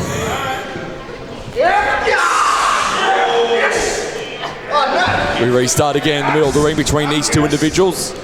Pete Morgan just... I don't know who's going to favour the break here. That's going to favour Mitch Lightning this occasion. Look at Mitch Lightning. He feels like he just got the upper hand. Well, he feels like he got the upper hand on Pete Morgan in that exchange. It's a small victory. Be proud of it. knee to midsection. Another weird wrist lock arm drag there. You ain't got nothing. Look at the eyes of Pete Morgan. He's keeping his eyes locked on Mitch Lightning. Mitch Lightning a little bit more quicker than Pete Morgan. Pete Morgan very known for his deathmatch-like styling. As you said, Mitch Lightning just came off charge about 5 minutes ago. He's a human energizer bunny. He's not so energetic at the moment, though, is he? No, he's not. Come on, strong man. Show me what you got. Oh, Pete with a stiff forearm there. I don't think Mitch Lightning knows where he is right now.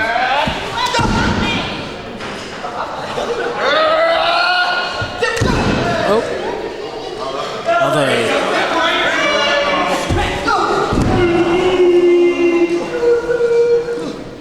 They did nothing for Pete Morgan. These are well-placed forearms of Pete Morgan. Seem to be smacking this kid around. I think it's past his bedtime. The broken hearts. I've got it. He's just wanting to see what else Mitch Lightning has I'm gonna zap him. to his advantage. He's like, I'm going to zap him.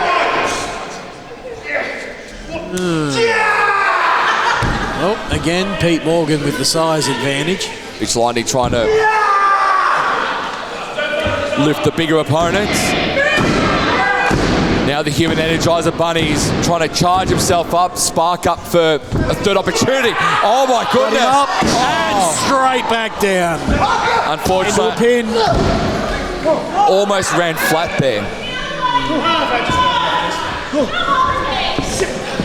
Wait, you done enough too? Yeah, fair enough. Mitch Lightning looking like one of those electric vehicles. He's just not getting the kilometres. Oh gee, the athleticism of Pete Morgan there. And one more for the road. One more for good measure. And Shining Wizard. That's the athleticism there of Pete Morgan. Quick cover on Mitch Lightning. And it's saying Mitch Lightning's probably running at maybe 50% in this match. 55, 45. I don't know, we'll have to put the battery tester on him, mate.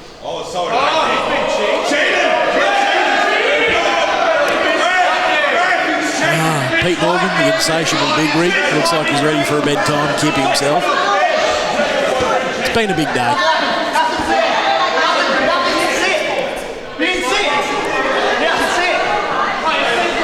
Pete Morgan just has no idea how to approach Mitch Lightning, who's exposed the turnbuckle.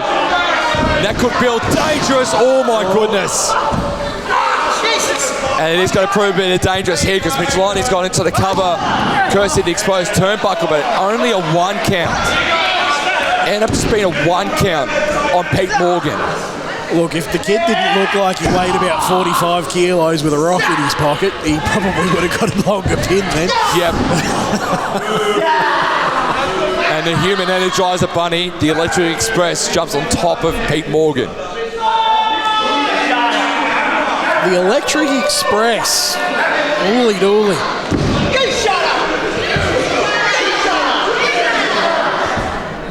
I don't think I've ever been on an Electric Express, and I don't think I want to be on an Electric Express. I don't know where it goes. That's just me, though. What do you think? Oh, look, you guys have kind of got me over a barrel. I'm supposed to be straight down the middle with this commentary. I don't think I can be. I'm waiting for Pete to crush the life out of him. And I think we're about to get it. And you've seen Pete Morgan grow as a competitor over the journey, Chock. Yeah, look, Pete's come a very long way. He's an agile man for a big man. Doesn't mind putting his body on the line. Well, I've seen him put his body at risk many a time. A couple of it's almost killed him as well. Hey, look up there. Stomps on the foot. Go straight for the knee. Well, that's one way you want to take on the bigger opponent. Just chop the redwood down. Yeah, take out the vertical base. Distraction. No distraction. Work the leg, brother. And that's exactly what he's doing right now.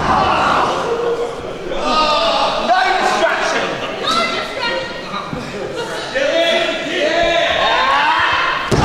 Of course, we've still got the debut of John Stop Action, the promoter, who joined the Federation. And he's going to walk through those curtains for the very first time in Malice very, very shortly. And then, of course, our main event tonight, nice neck breaker there by Mitch Lightning to see who advances to the next stage of the Malice Tag Team Classic. The Sanctuary taking on the unlikely duo of James Sly Silver and Zach Day. There's a couple of covers going away, not going away, I should say, of Mitch Lightning. He's going to go for a third cover here. And Mitch Lightning probably might count his losses there.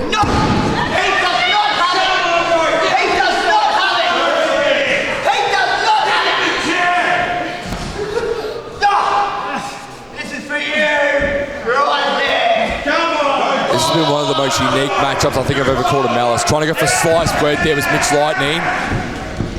Pete's having none of it. And again, Pete just can't get a lot of the strength because of the exposed turnbuckle that hit the back. Uh-oh. Oh, and he eats it again.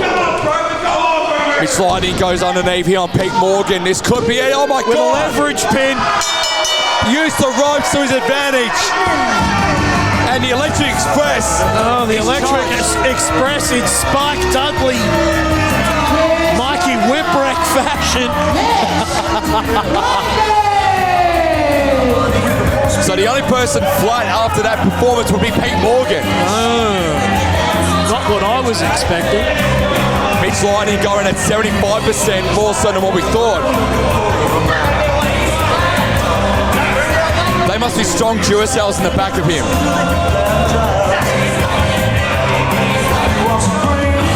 Don't you point that thing at me, mate. You don't know where it's been. That was one of the most intriguing matches I think I've ever seen in my entire life. Oh, it's been an education. You've been in this industry longer than I have, and yes, you've seen it all, but coming up next, we'll hear from AJ Simo. We got to get our bearings back. What did we just watch? I'm not sure.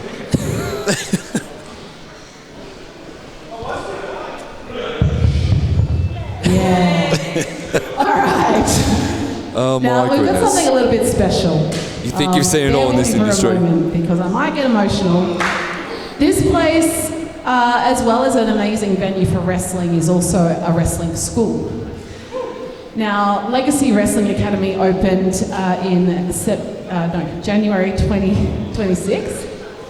And it is my absolute honour and privilege, and I hope you'll all join me in welcoming Legacy's first graduate, AJ Simo, ladies and gentlemen.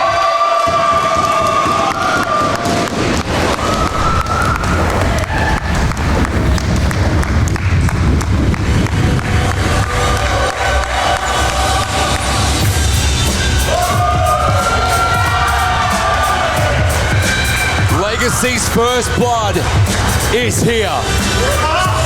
The first graduate from the Legacy Wrestling Academy, AJ Simo.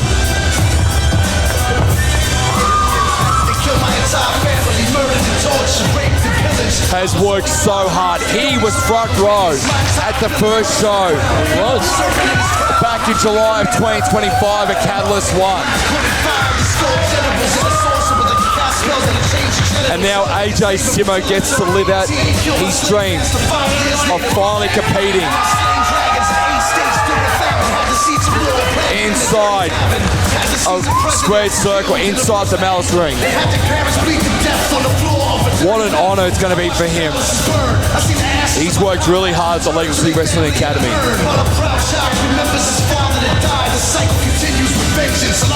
And I'll tell you this though, the kid's going to go far. He's a talent. I've seen a lot of his stuff at training. He's got a lot of talent. He's very committed.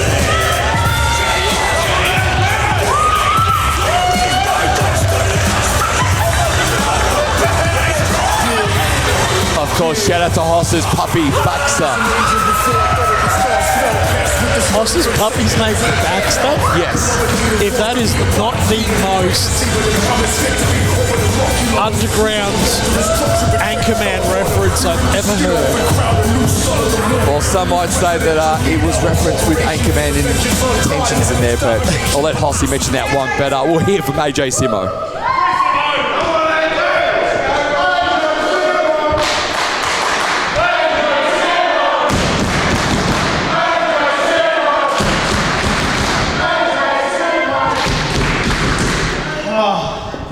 This just feels right, doesn't it? Yeah! Welcome to Malice. Welcome to Onslaught. Welcome to the Cannonball era. Now, on that note, lovely Blair Willow mentioned the school. Now, why the location might not line up? Catalyst 2025. I was sitting right there in the front row as a fan. And looking at all the beautiful talent that has graced this ring since, I said, one of these nights, it's going to be me standing in this ring.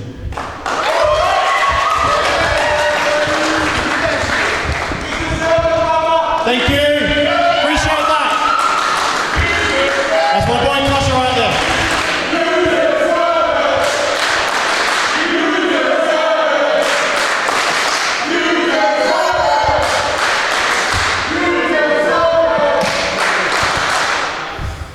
Thank you. I love you guys. You guys are awesome. I owe this all to Legacy Wrestling Academy. This place opened up in January. Everyone opened the door to me, welcomed me with open arms. Everybody's beautiful. Even James Marshall.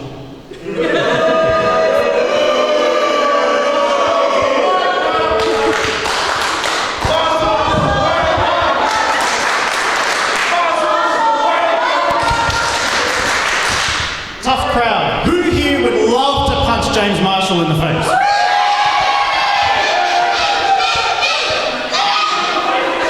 Okay, there's a few. If you guys sign up with Legacy Wrestling Academy, you guys train hard, and you could be standing in this ring just like I am tonight, you might get that opportunity. You never know. Now, Legacy is hosting the second installment of the Wrestling Showcase, where I love you, where I will be making my in-ring debut.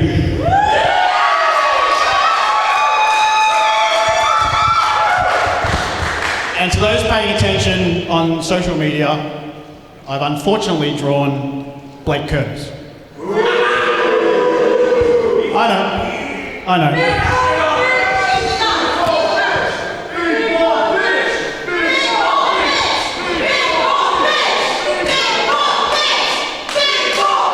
Tough crowd. We don't know that.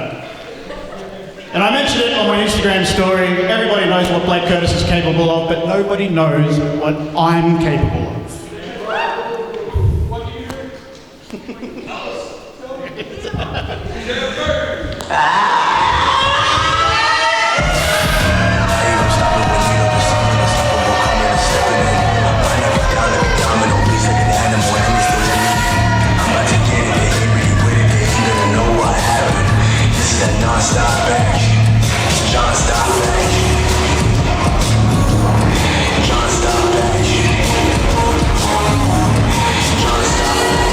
The promoter is finally joined the Federation.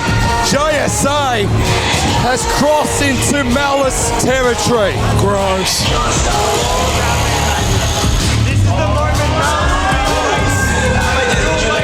Absolutely disgusting. One of the most reviled individuals in pro wrestling right now is the promoter.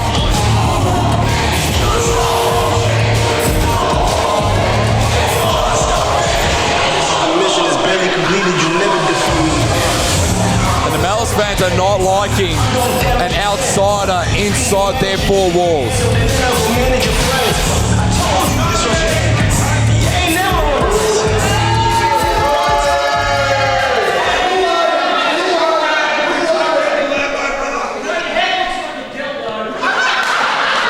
That's kind of gross. Where'd he pull that microphone from? Wrestling Federation. You're now on my time. For those of you who don't know who I am a man of culture, built like a sculpture, all real with sex appeal. Always a gloater, the promoter, John Stop Action, JSA.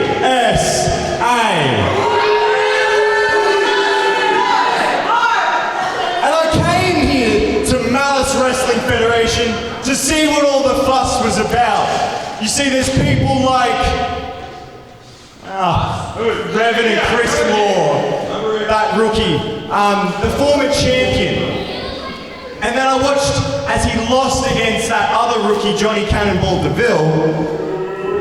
And then I heard that there's a school right here at Legacy HQ, the Legacy Wrestling Academy. And I'll admit, I was a little intrigued. I thought I'd see what kind of talent they could produce. And colour me disappointed when I see that the first graduate is this.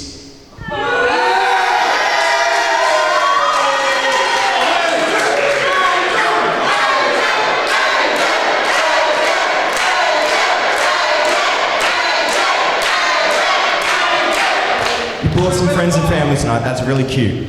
Now look, you've learned how to wrestle, you've graduated, congratulations.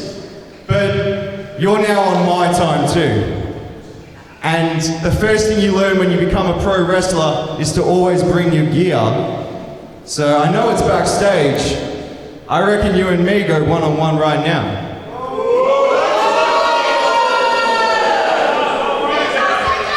I'm always in the mood to beat up a rookie, so...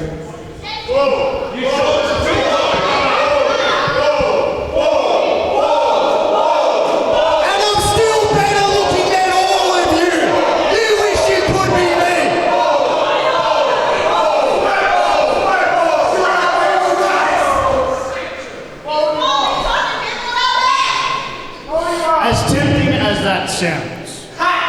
Truthfully, I'm not just for competition. I didn't bring my gear. I've come here to see all these lovely people here tonight.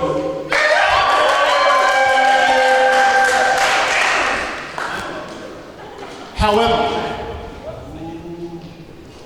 if it's a fight that you're looking for, I have a wonderful gift for you.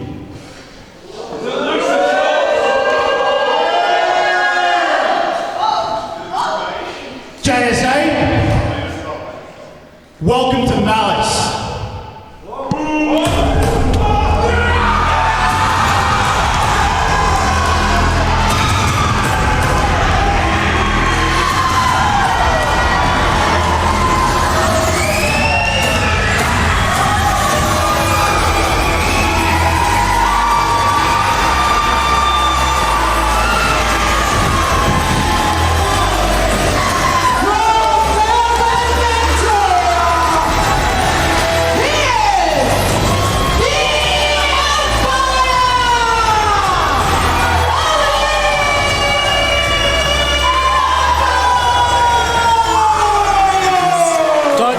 At me.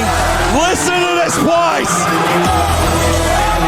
JSA, welcome to the Empire! Eliapo! It's gotta kill you!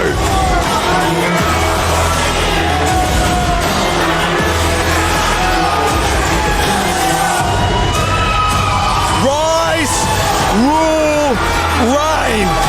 And that is exactly what Eliapo is going to try and do to John Stop Action tonight. Good. Couldn't happen to a nicer bloke. Look at this man. The second graduate from the Legacy Wrestling Academy.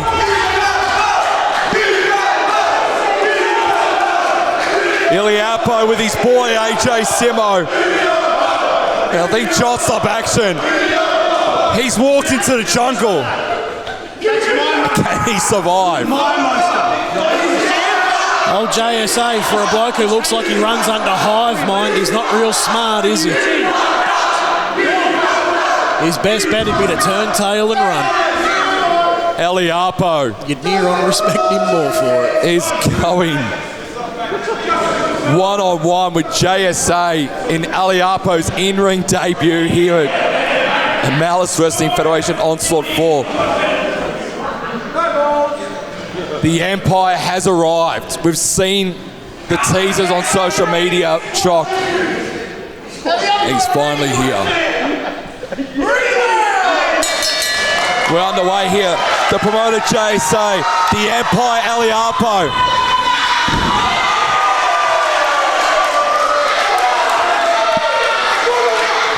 JSA's in Pakenham territory.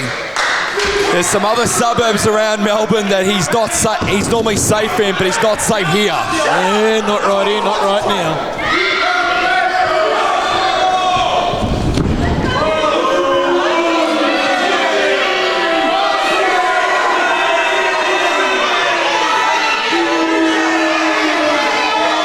JSA eyeball to eyeball with AJ Simo. And here comes the Empire Eliapo. And JSA knows he messed up.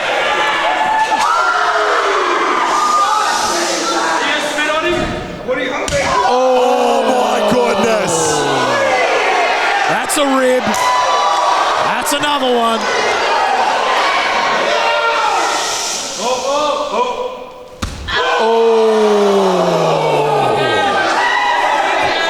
John Stop Action, welcome to Malice.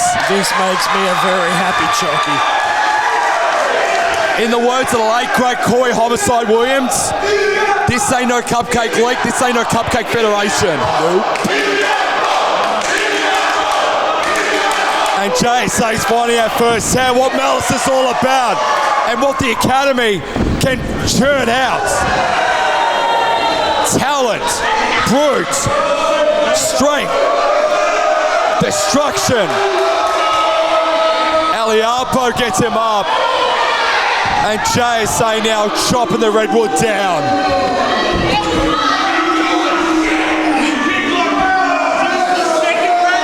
How big is it for Eliapo to try and get his first win in his first match here at Malice, Chock? This will be a big moment for Eliapo and the start of the Empire here at Malice. Yep. See if JSA can actually do something now, apart from run his mouth. Have you ever heard an ovation for a debut like that? I can't remember the last time I've heard someone. Mate, you can feel it through the floor. I got goosebumps. I'm honestly surprised this is still the roof of the Legacy Wrestling Academy. I'm surprised it's still on.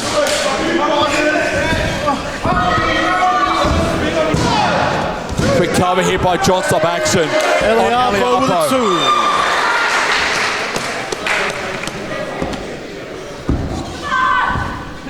And JSA wants to trying to Kurt Angle style ankle lock here. He's trying to silence the Empire. Can Eliapo get out of this one? Ankle lock there by the promoter. Eliapo. Middle of the ring.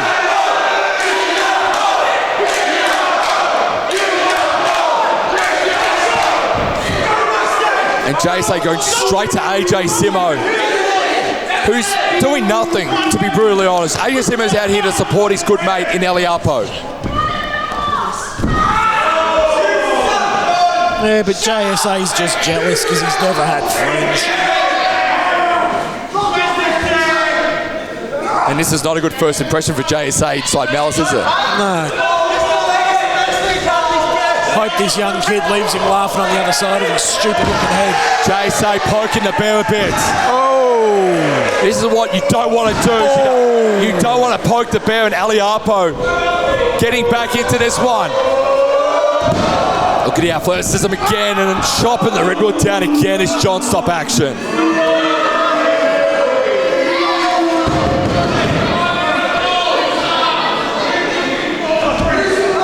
And back to the ankle again. He's trying to keep the Redwood down.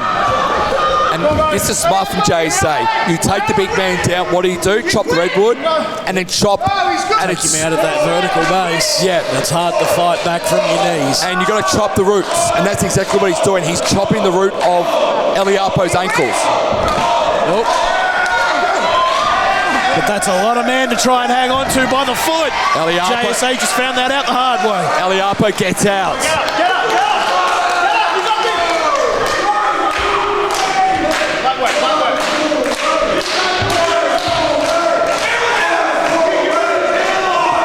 It definitely is a new era in Malice. Oh! Season 2. Shoulder charge. Season 2 has really started off big, hasn't it? Look at Eliapo. Gets up, John, stop action. Drops the promoter down. Quick cover. And only 2. And only 2.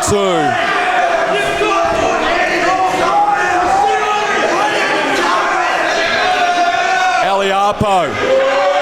Try and go for a splash, and the promoter moves out of the way.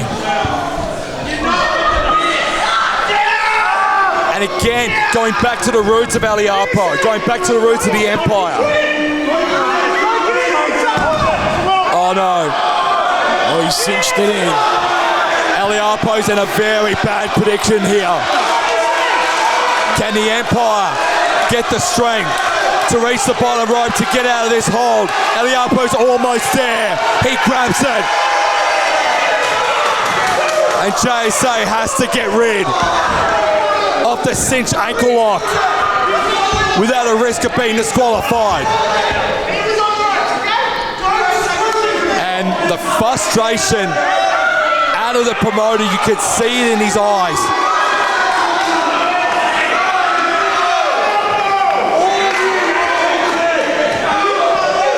Eliapo back to a vertical base. He's catching his collective breath. He's got him up on his neck. Samoan drop. Straight down. It's over. Eliapo, welcome. Oh my goodness, how close was that? How close was that, Choc? There was a hairbreadth in that. AJ Simo telling Eliapo, head to the top. Let's go, kid. Here we go. To the moon. The kid's going to make himself famous. He rises. And JSA stops him.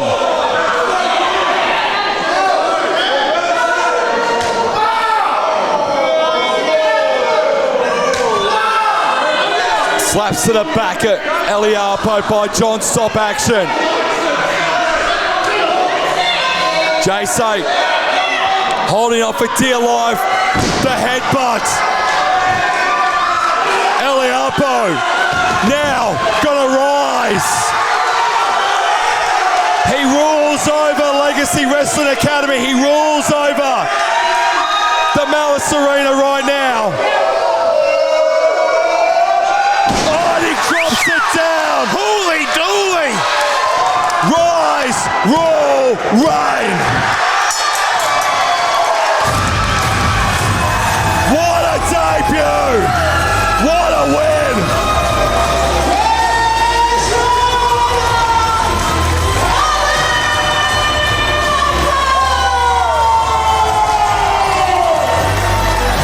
What an impressive debut by Eliapo. Astounding.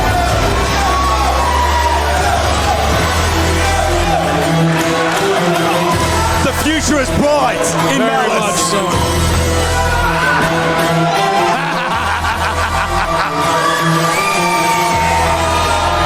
If that's one thing you want to do, you want to put people on notice, and Eliapo has just put everyone on notice.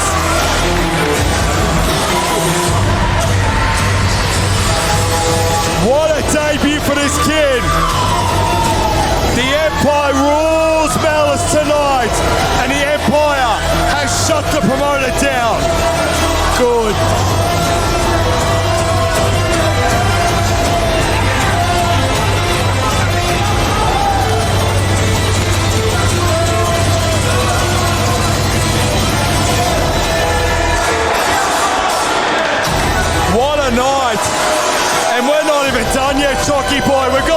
They've got one more left. How do you follow this though? Boom! This place has come unglued.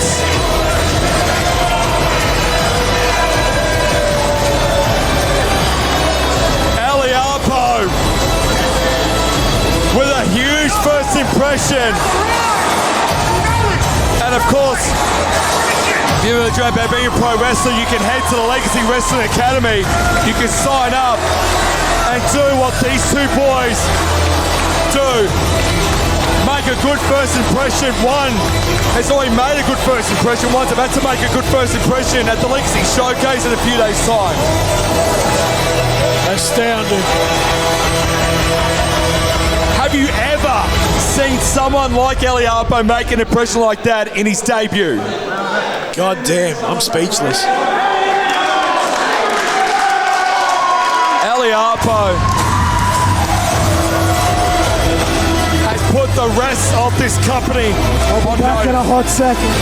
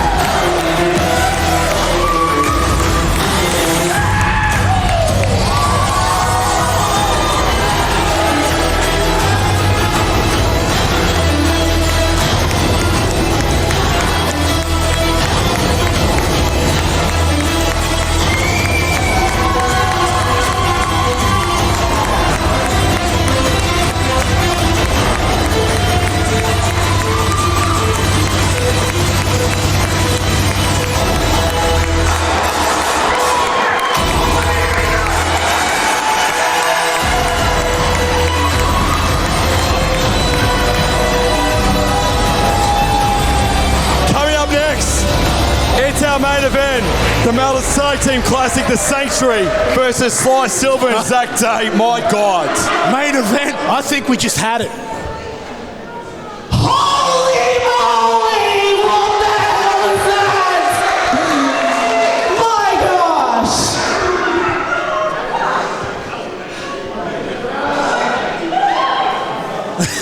Ladies and gentlemen, we have come to the main event of the evening.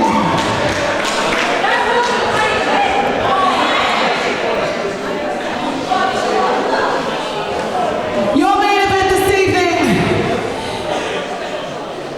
is the Mellis Tag Team Classic Round 1 match. It is a tag team match scheduled for one fall. Introducing first.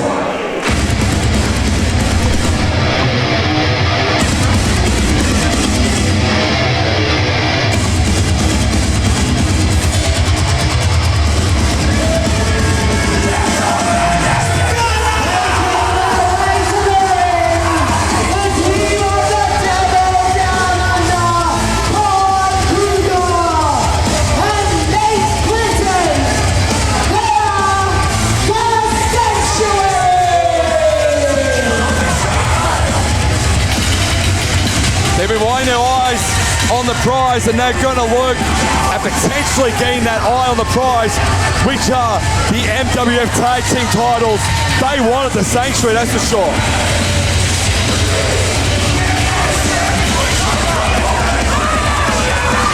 Khan Kruger, Nate Clinton. From Colt to Street Thugs. I can think of some really nice warm places I'd like to stuff that crowbar.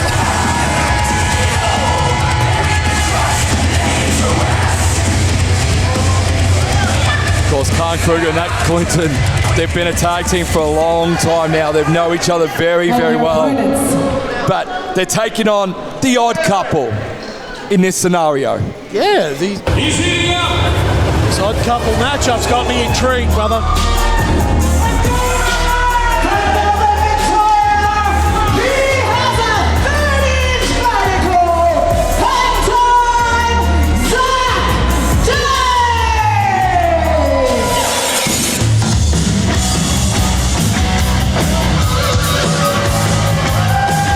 Look at Sly Silver, just no nonsense.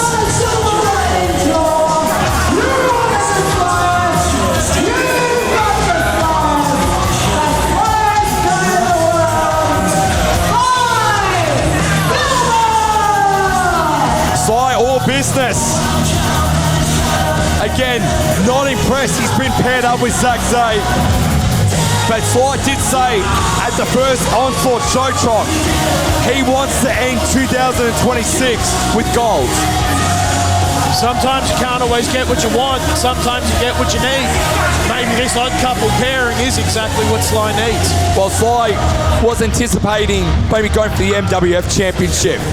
But Benson and Marshall had other plans and said, well, probably not at that. Shut up, Sly. How about you go for the tag team titles and we're going to pick your partner for this Malice Tag Team Classic. Are you ready?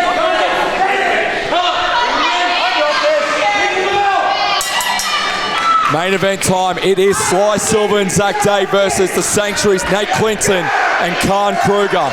And as much as I want to see Zach Day and Sly Silver advance, I'm going to have to go with the Sanctuary in this one because I feel that there's going to be a lot of tension between Zach Day and Sly Silver. The Sanctuary are just a well-oiled tag team. If it came down to the Sanctuary winning, I'd prefer a double count out. Look at it! Pull his hair! Zach Day got Khan Kruger now, middle of the ring. Not pulling his hair! It's all right! Come on, Khan reverses it. Of course, both men have had forms of success together already here at Malice.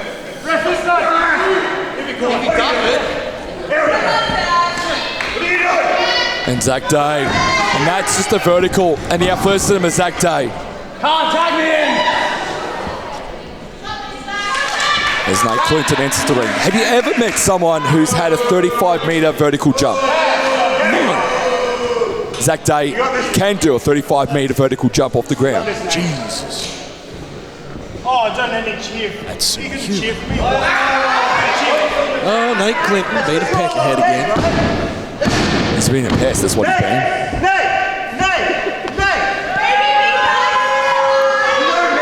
The only person who's cheering for Nate right now is Khan Kruger. The Malice fans have no love for the Sanctuary in this match. We've got a vocal fan base here and they ain't afraid to show it.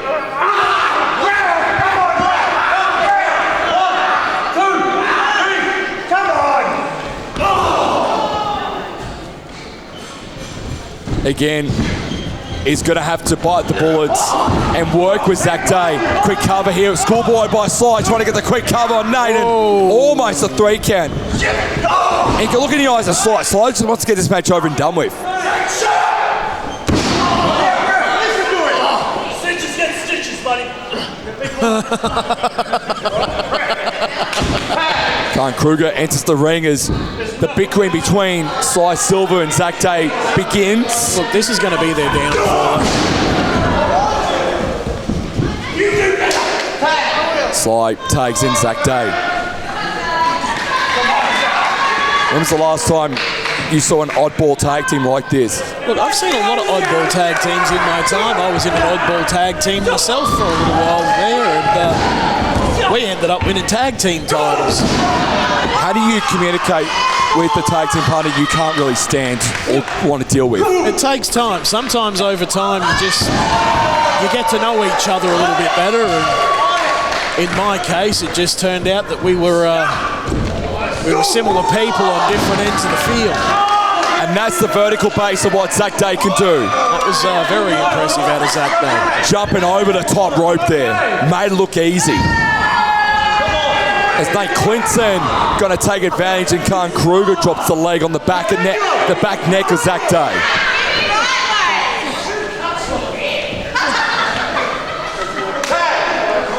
Takes in Nate Clinton and the Sanctuary back on top in his main event. Of course, we've got the Legacy Showcase coming up in a few days' time. This coming Sunday. And we are on the road to MWF Onslaught Saturday, September 5th, which will be headlined the MWF Championship between Johnny Cannonball DeVille defending the championship for the first time against the unhinged general manager of Malice, James Marshall. That's going to be an interesting one. It's Khan Kruger just sucking the life out of Zach Day. And this is why the Sanctuary are a well-oiled tag team machine. Been together for just over 2 years now. Have Nate Clinton and Khan Kruger. And they've worked really well as a tag team as Kruger drops the leg on Zach Day. And only 2 count there. Where's the cheer for Zach?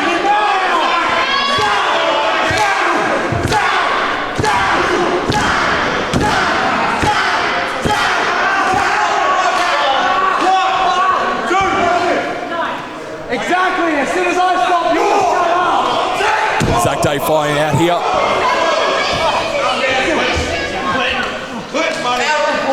And again, as you mentioned earlier in the night, Chop, Sanctuary doing a fantastic job just chopping the ring in half and isolating Zach Day away from Sly. I'll begrudgingly say it, but they work well together. Quick cover here by Nate Clinton. Only a 2 count.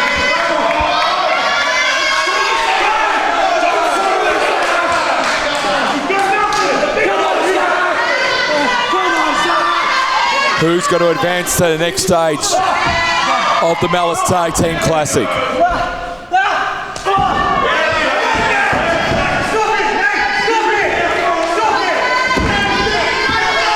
We started with 8. We're soon going to have 4. Of course, the other 3 tag teams that have advanced so far in the Malice Tag Team Classic, Conflict Axiom, the Warner Brothers, B Squared. 1 more to go. Let's see who it's going to be. Will it be our oddball pairing of Sly and Zach Day, or is it going to be the Sanctuary? Again, as I hate to say it, I think my money's on the Sanctuary in this match. Khan gets kicked in the head there by Zach Day. And there was life in hang time. Hang time goes up. Right hand is good. Takes Nate Clinton down. Here's the athleticism of Zach Day. Got a bit of hang time there. A nice standing drop kick by Day. And here comes Sly. But again, Ref Sarge did not see Sly get tagged in legally. And the frustration on the Sly guy has been shown.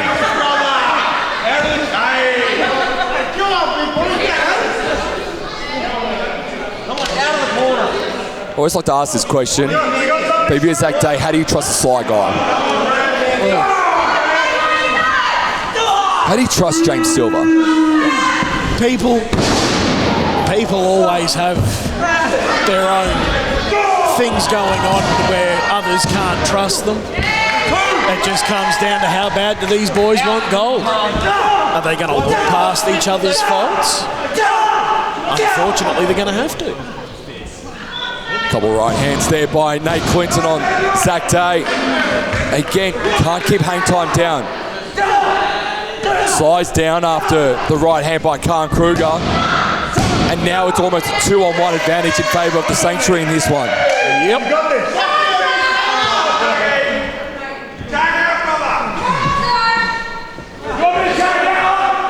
This is our main event here at Onslaught 4. And the Sanctuary are on top in this one, but Zach Day is going to try and reclaim advantage for the odd couple pairing of himself and Sly. Come on! Cover, nope. Kick to the head instead. And Zach Day would be wanting, as Sly going to give Khan Kruger his receipt. And here comes Sly. Look at Sly. And for the first time in this match, he's cheering his tag team partner on. Sly is in, and now at the disadvantage is the way to Sanctuary. The leading contenders in this one is Sly and Zach Day. Oh, the backbreaker on Nate Clinton by Sly Silver.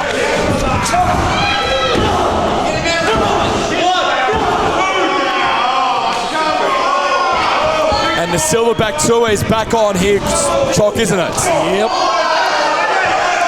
It's a lot of momentum. Whatever the hell that was.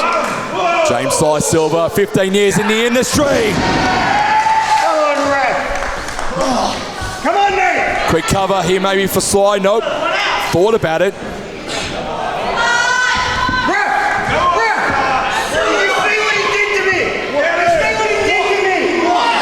And a line blow. Nate Clinton with a strategic smack in the plums. Brings Zach Day back into the match. Oh, funds carry. Nate Clinton. Oh, furious elbows to get out of it. Zach Day. Off the ropes. Sling blade.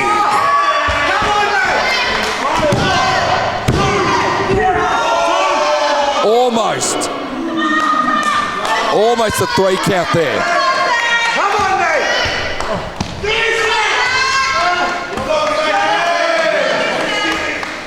And Zach Day now going to try and finish off the Sanctuary here. Zach Day going maybe for a little bit of hang time here, Chalk. That's what he's going for. Oh. Nate Clinton clears the runway. Oh, jeez. Face breaker. Cover now. This could be it here for the odd couple pairing. And the Sanctuary do not advance yet.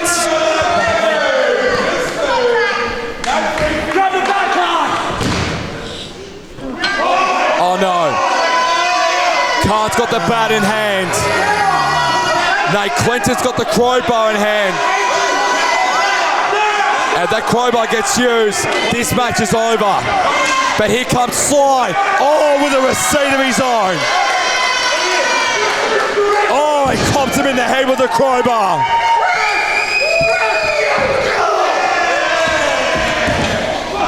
Oh, this is smart. Look at Zach Day.